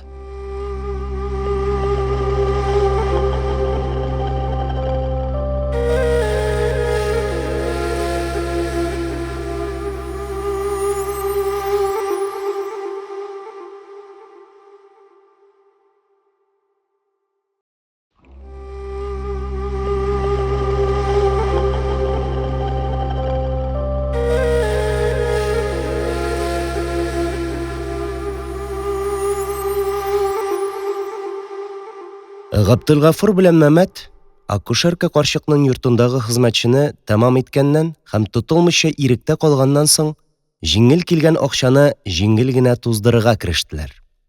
Ләкин бер ай үткәч, аларның акчалары бетә, тәмам була башлады. Менә бүген алар Мәмәт белән Габделгафур бер кәсә кәшшәфел алып, чәйханәнең аерым бер бүлмәсендә утыралар иде. Габделгафур гаятә кайгылы кыяфәттә, елар дәрәҗәгә җитеп, күзеннән тамчы-тамчы яшь тама. «Әйдә боер», диде Мәмәт, Габделгафурның кулына кәсәне тоттырып. «Юк нәрсәләр белән башың ватма. Хәзер син әвәлге Габделгафур түгел. Юк, бар нәрсәләр уйлап, әнкәй, әткәй дип елыйсыңмы? Әнкәң сиңа хәзер ярдәм итә алмый». Бераз тынып торганнан соң: «Әткәең нәрсә язган? Бир әле хатыңны карыйм», дип, Габделгафурның әткәсеннән килгән хатны сорады. Габделгафур кесәсеннән конвертлы хатны чыгарып, Мәмәт әфәндегә бирде. Габделгафурның атасы язган бу хатны романыбызда үзгәртмичә китерәбез. Безки әткәңезле әнкәгездән угълымыз Габделгафурга хәмсел әвәкатimiz бәгъдендә улан әдгыян хәйрияләрimiz кеби сәламләрimizi игъда ва ирсал идәмез. Бу көннәрдә карт хәзрәтнең углы Милла Габделхак Казандан мәдрәсәдән авылымызга күрешмәя кайтты вә әһвалыңызны кама хуа тәфсиллән бәян кылды. Нәкадәр инсаф ба бәхрәсез адәм улып икәнсең. Сәнең кеби бәлки сәндән артык кемсәнәләр тамакларını тук кыйлмак өчен хуҗа каршысында хезмәтче улып, хуҗаларның һәрбер әмерләренә хөрдәгел, кол кеби итагать ва инқият кыйлып, ихтияр ва рәхәтлеки бер тарафта калдырып, көн-төн агыр хезмәтләр кыйлалар.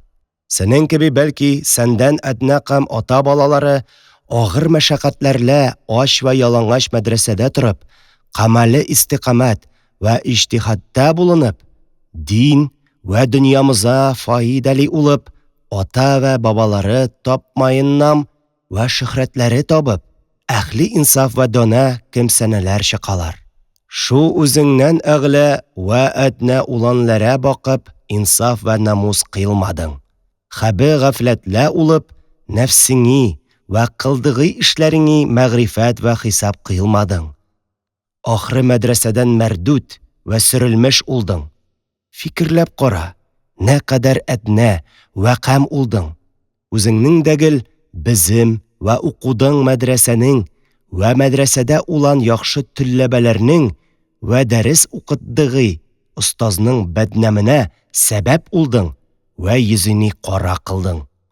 Бу ай эчендә бу мәктүбә мәгадә 2 мәктүб язмыш идем. Җавабыңыз улмады. Бу хәмили варак әлә 300 көмеш акча йимәрәмез. Тизлә өйлә кайтырсыз.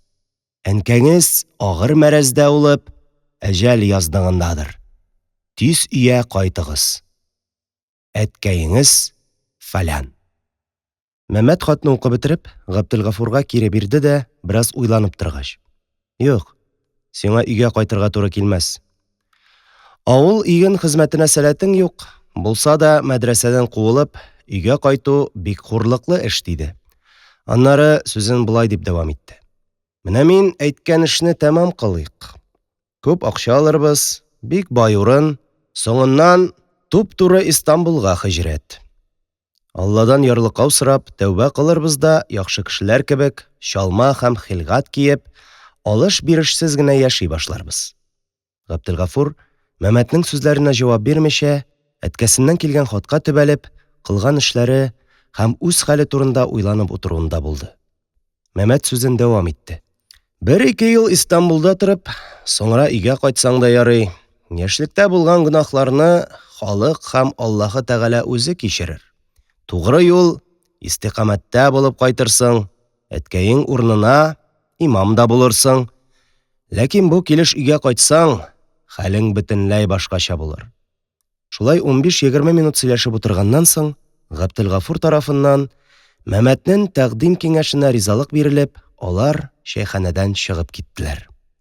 Шул кичнең төнендә Мәмәт белән Габделгафур сөйләшенгән эшне тәмамлау өчен Печән базары мәчете янындагы чиркәү эченә үтеп керделәр дә, анда булган акча, алтын-көмеш әйберләрне алганда кыска гына вакытка ут шәм кабыздылар. Чиркәү сакчысы бина эчендә ут яктысы күреп һәм эшнең яхшы булмавын аңлап, городовой белән тагын 4-5 кешене ярдәмгә чакырып китерде. Мәмәт белән Габделгафур акча һәм алтын-көмешне урлап чыгып килгәндә, посып көтеп торган сакчылар алар өстенә һөҗүм итеп, каракларның икесен дә әйберләре белән тотып алдылар.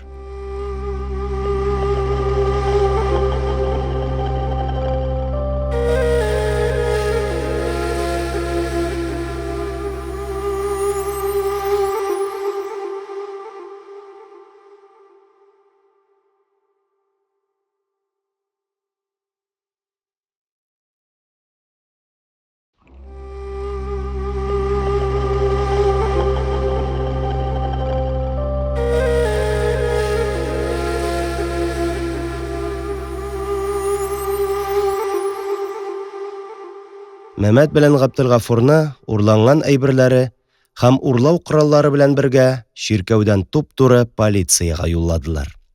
Полициядә кыска гына сорау алудан соң, каракларның янында һәм кесәләрендә булган нәрсәләрне барлый башладылар. Габделгафурның кесәсеннән Габделгафур исеменә бирелгән иске паспорт һәм әткәсеннән килгән хат белән 4 сум 80 тиен акча табылды. Мәмәтнең кесәсеннән исә Мәмәт исеменә бирелгән Госмания паспорты һәм 45 сум акчадан тыш акушерка карчык йортындагы хезмәтчене үтерү шарты рәвешендә Ибрахим Галиевтан алынган язу кагаз чыкты. Шул табылган кагаз һәм урланган әйберләре белән суд тикшерүчесе каршына килеп баскач, Мәмәт белән Габделгафур урлау турында, ничек чиркәү эченә үтеп керүләре турында әйтеп биргән шикелле, акушерка карчык яшәгән йорттагы хезмәтчене ни рәвешле үтерүләре, шул хезмәт өчен Ибрахим Галиевтан 500 сум акча һәм әлеге шарт кагаз алулары турында да яшермичә, чынлыкта булганынча сөйләп бирделәр. Хезмәтче Әхмәдине үтерүдә җинаятле катышы һәм кабахәтлеге булган Ибрахим Галиев исә суд тикшерүчесе каршына чакырылгач, әвәлге мәртәбәдә "Минем җинаятым юк, бу эшләрдән хәбәрем юк" дип, Мәмәт белән Габделгафурның сүзләренә каршы «Кәгазьне мин язмадым», дип ялганларга тырышып караса да, тикшерүче, Галиевнең сүзләренә ышанмыйча, аны ирексезләп, Мәмәт һәм Габделгафур белән бергә хәбесханәгә юллады. Соңыннан күп уйланулардан соң, Ибраһим Галиев суд тикшерүчесе хузурында үзенең Әхмәдине үтерүдәге җинаятен икрар итәргә мәҗбүр булды. Акушерка карчык та бу җинаяттә катышы булганы өчен хөкем каршына чакырылган иде. Ләкин әлеге вакыйгалардан 2 атна элек кенә дөнья куйганлыктан тәфтишкә тикшерүгә килә алмады. Мәмәт, Габделгафур һәм Ибраһимның җинаятен тикшерү тәмам булгач, хәбесханәдә аларның өчесен бергә бер бүлмәгә яптылар. Ябылуларына инде менә 3 атна үткән иде. Бүген өчесе бергә бер бүлмәдә сөйләшеп утыралар. Ибраһим Мәмәт белән Габделгафурга өндәшеп: «Эшләребез начар. Тизме окружныйда каралыр икән?» – диде. «Әлбәттә начар.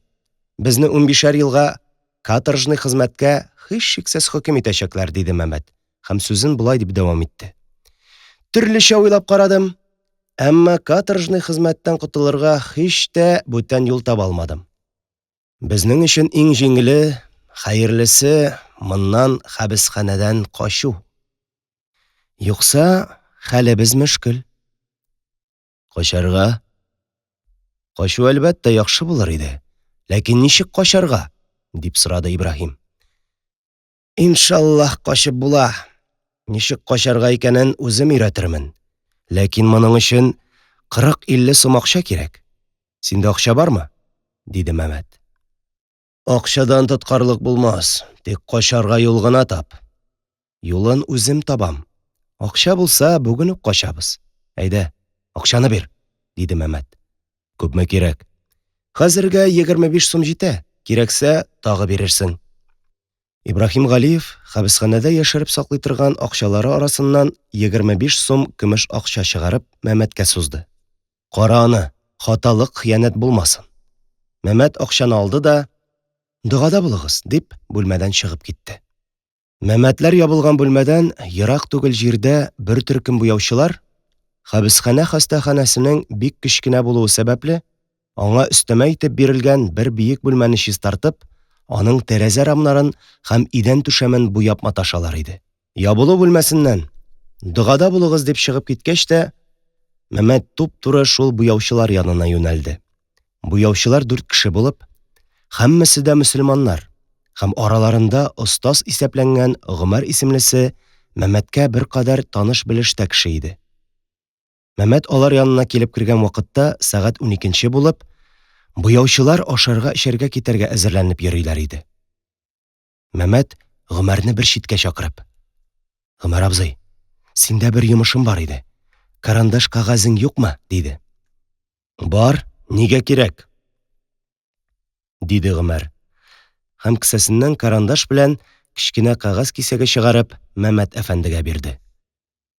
Мәмәт кагаз карандашны алып 4-5 сүз язды да: «Шушы язуны фәлән җирдә фәлән кешегә тапшырчы. Ул кеше сиңа кечкенә генә бер нәрсә бирер. Шуны миңа китерерсең», – дип кагазны Гомәр абзыйга бирде. Һәм аның тарафыннан ризалык күренгәч: «Йомышым ул гына түгел, тагы бер үтенечем бар», – дип кесәсеннән бая Ибраһим Галиевтан алган акчасының 10 сумын чыгарды. «Менә бу акчаны бернинди шик-шөбһә тотмыйча тот әле. Бу бай акчасы», – дип Галиевнең исемен әйтеп, сүзен болай тамамлады. «Сезне төрмәгә кергәндә дә, моннан чыкканда да карамыйлар. Зинһар, безгә 2-3 савыт арак алып килче». «Бик яхшы, алып килермен», – диде Гомәр абзый, акча белән язулы кагазны кесәсенә салып. Шуннан соң буяучылар 4-се дә хәбесханә ихатасыннан чыгып киттеләр.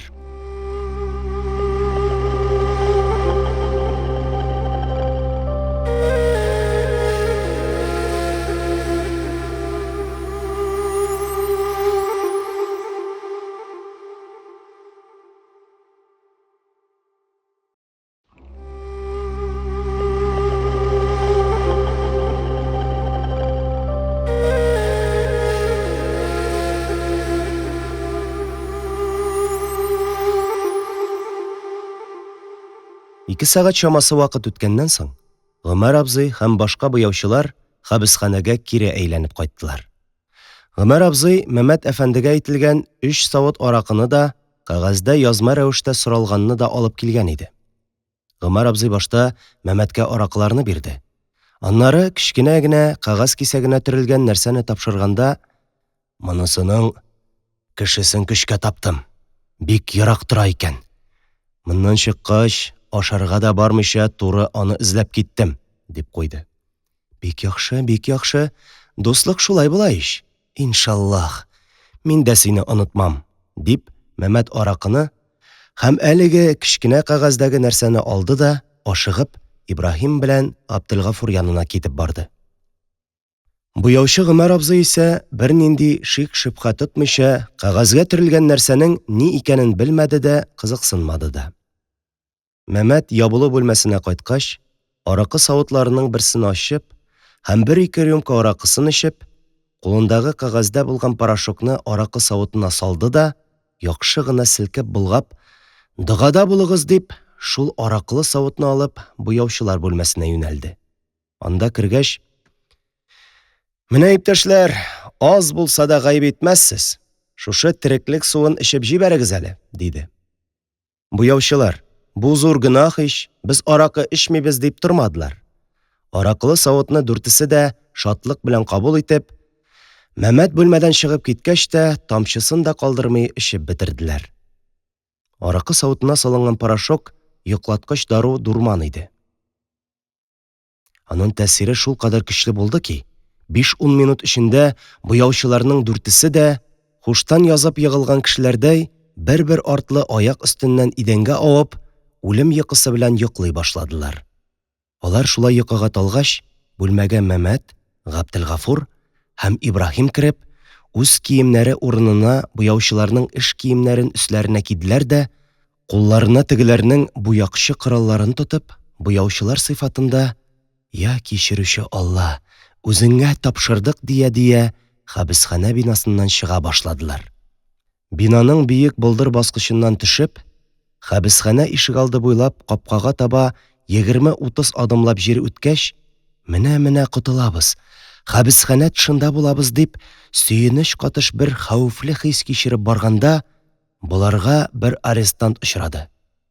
Арестант Мәмәтне танып алып, ялган буяучыларга җитәргә 1-2 адым кала туктады да, «Кара, Мәмәт түгелме соң бу? Мәмәткә охшый», диде. Арестантның бу сүзләре Мәмәт, Габделгафур һәм Ибраһимга ничек тәэсир итүен, аларның харап булдык, тотылдык дип күпме курку, хәвеф кичерүләрен әлеге юлларны укучы үзе күз алдына китерер, үзе уйлап белер. Ялган буяучылар арестантның сүзләрен ишетмәмешкә салынып, әйдә үзе шөбһәдә калсын дигәндәй, туктамыйча капкага таба баруларында дәвам иттеләр. «Әй, иптәш, Мәмәт әфәнде, сабыр итегез!» Ялган буяучылар бу өндәшүгә дә колак салмыйча, юлларында дәвам итмәкче булсалар да, артларыннан ияреп килгән арестантның аяк тавышын ишетеп, зур курку белән адымнарын әкренәйттеләр. «Туктагыз, юкса хәзер кычкырам», диде арестант, аларны куып җитеп. «Нихәл, качарга, төрмәдән ычкынырга ният кылдыгызмы?» Мәмәтнең хәтта күзләре яшьләнде. «Сиңа нәрсә кирәк? Син үз юлыңда бул, без үз юлыбызда. Сиңа бездән бер зарар да юк ич», диде ул, һәм юлын дәвам иттермәкче булды. Арестант: «Юк, мин сезне җибәрмим. Күпме акчагыз бар? Акча бирегез дә, аннан юлыгызны белегез», диде. Ибраһим арестантның акча соравын ишетеп, бернинди тоткарлыксыз, кесәсеннән бер дәнә 10лык кызыл кагаз акчаны чыгарды да арестантның ушына төртте. «Инде менә барыгыз, изге сәгатьтә», диде арестант. Шулай дип арестант, кулына акча төшүенә сөенеп, үзенең хәбисханәсенә, ялган буяучылар шундый ук сөенечле хис белән капкага таба юнәлделәр. 5-10 адым җир киткәннән соң буяучылар тагын арттан «Туктагыз, туктагыз» дигән куркынычлы сүзләр ишетсәләр дә, юри ишетмәгәнгә сабышып, капкага таба баруларында дәвам иттеләр. Ләкин сакчы солдатлардан берәү ялган буяучыларның арестантка очрап, аның белән сөйләшеп торуларын һәм аңа нәрсәдер бирүләрен күреп калган икән. Шөбһәгә төшкән шул солдат хәзер әлеге арестантны тотып алып, буяучыларга да туктарга кушып кычкыра иде. Буяучылар туктарга мәҗбүр булдылар. «Кемнәр сез? Нинди кешеләр?» – дип сорады солдат, буяучылар янына килеп җиткәч. «Кемнәр булсын, кешеләр, буяучылар без», – диде Мәмәт, бөтен көч-куәтен җыеп. «Ни өчен арестант белән туктап сөйләштегез? Аңа ни йомышыгыз бар иде? Нәрсә сөйләдегез?» Без болай гына, бер нәрсә дә сөйләмәдек», – дип җавап бирде Мәмәт. «Бер нәрсә дә сөйләмәдегез? Ә кулына нәрсә бирдегез?» Без буяучылар. Буяучылар. Буяучы булуыгызны әйтмәсәгез дә беләмен, диде сакчы. Һәм үзен белүче күрсәтәсе килеп гайрәт белән. Без сораган сүзгә җавап бирегез. Арестантның кулына нәрсә бирдегез? Дип өстәде. Буяучыларның хәле начардан начарга әйләнә барганда, ярый әле, әлеге алардан акча алган арестант бераз сүз белән ярдәм итте. Хәер, ул моны буяучыларга ярдәм итим дип түгел, бәлки үз-үзенә ярдәм кылу уе белән шулай эшләде. Әгәр ул бу кешеләрдән 10 сум акча алдым дип эшнең дөресен әйтсә, акча кулдан китәчәк. Бер үк вакытта Мәмәтләрнең качуларында да җинаятле булачак иде. Чөнки аңардан сораячаклар. Буларның качып баруларын белеп торып, ни өчен туктатмадың? Ни өчен сакчыларга белдертмәдең? Диячәкләр. Мин алардан Хода ризалыгы өчен садака сорадым. Шуннан алар миңа 5 тиен акча бирделәр, диде арестант. 5 тиен? Менә мин карармын, нинди 5 тиен, дип җикеренде сакчы солдат. Бәлки 5 тиен урынына пычак я берәр башка нәрсә биргәннәрдер. Кая? Чыгар кесәләреңне. Я Алла, пычак? Ни өчен без пычак бирик? Дип сүзгә катышты Мәмәт. Аның шул сүзләренә сакчы солдат борылып караган арада, теге арестант кесәсеннән 10 сумлык акчаны тиз генә чыгарып, авызына капты да чәйни башлады. Аннары янәдән үзенә таба борылып баскан солдатка кесәсендәге электә булган 5 тиенлекне учына салып күрсәтте. Шулай да солдат аңа бик үк ышанып җитмичә, үз куллары белән аның кесәләрен тентеде. Кул асларын карады. Бары шуннан соң гына берни дә табылмагач, аңа һәм буяучыларга китәргә рөхсәт бирде. Йөзләре кара шул мордарлар белән маташып, күпме вакыт әрәмгә китте. Аллаһ саклый күрсен, тотмасыннар, белмәсеннәр генә инде. Аллаһы Тәгаләне күңелләрегездән чыгармагыз, дип зикрләр әйтә-әйтә, ялган буяучылар хәбесханә йорты капкасы янына килеп туктадылар. Капканы саклаучы солдат алардан: «Кемнәр сез?» дип сорады. «Кемнәр сез? Күрәсез ич, буяучыларбыз. Капканы ач», диде Мәмәт.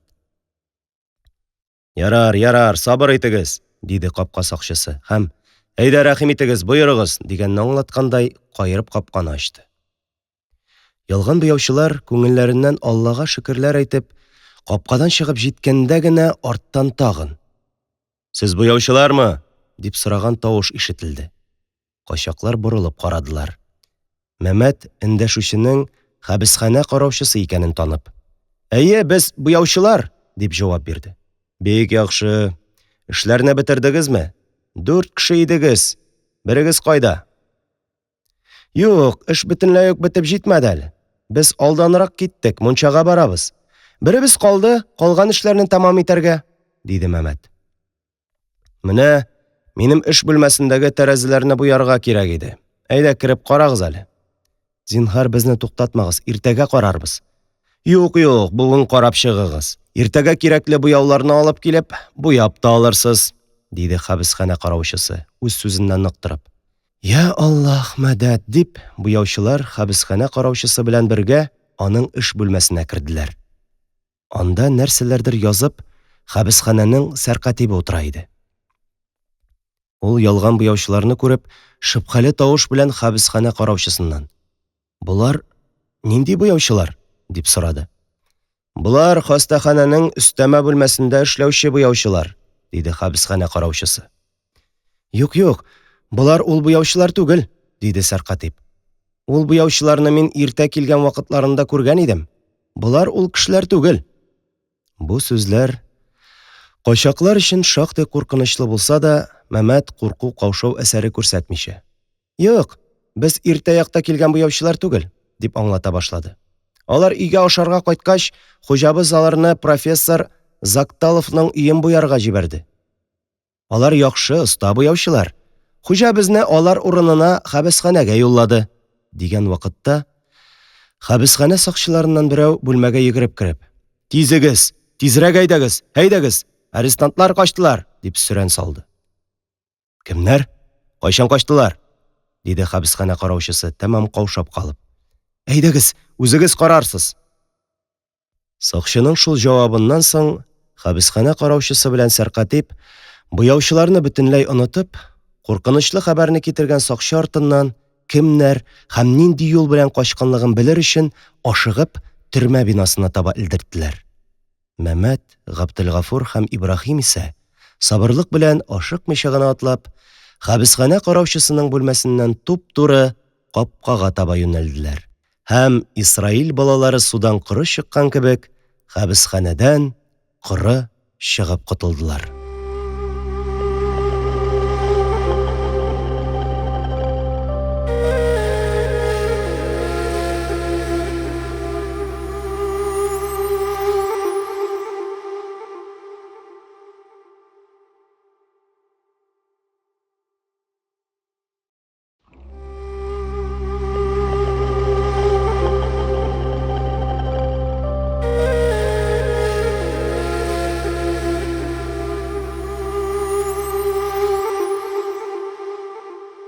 Үлемгә тиң мәрт йокысы аркасында хәбесханәдән котылып калса да, Махруй электәге авырулары яңарудан һәм каберстанда яткан чагында, аннан өйгә кайтканда салкын тидерүдән, кул-аяклары эшүдән шактый заманнар хаста булып ятты.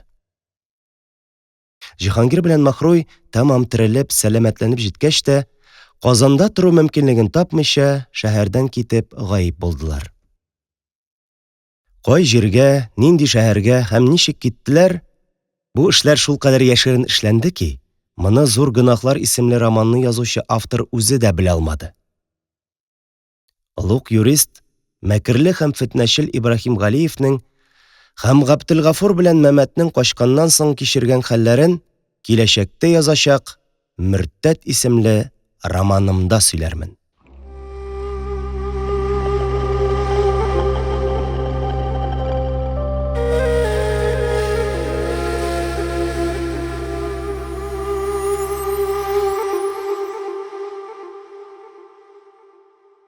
Әлеге һәм башка аудио китапларны tatkniga.ru сайтында бушлай тыңлый һәм йөкләп ала аласыз. Аудио китапларны коммерция максатларында куллану тыела. Татарстан китап нәшрияты, 2019 ел.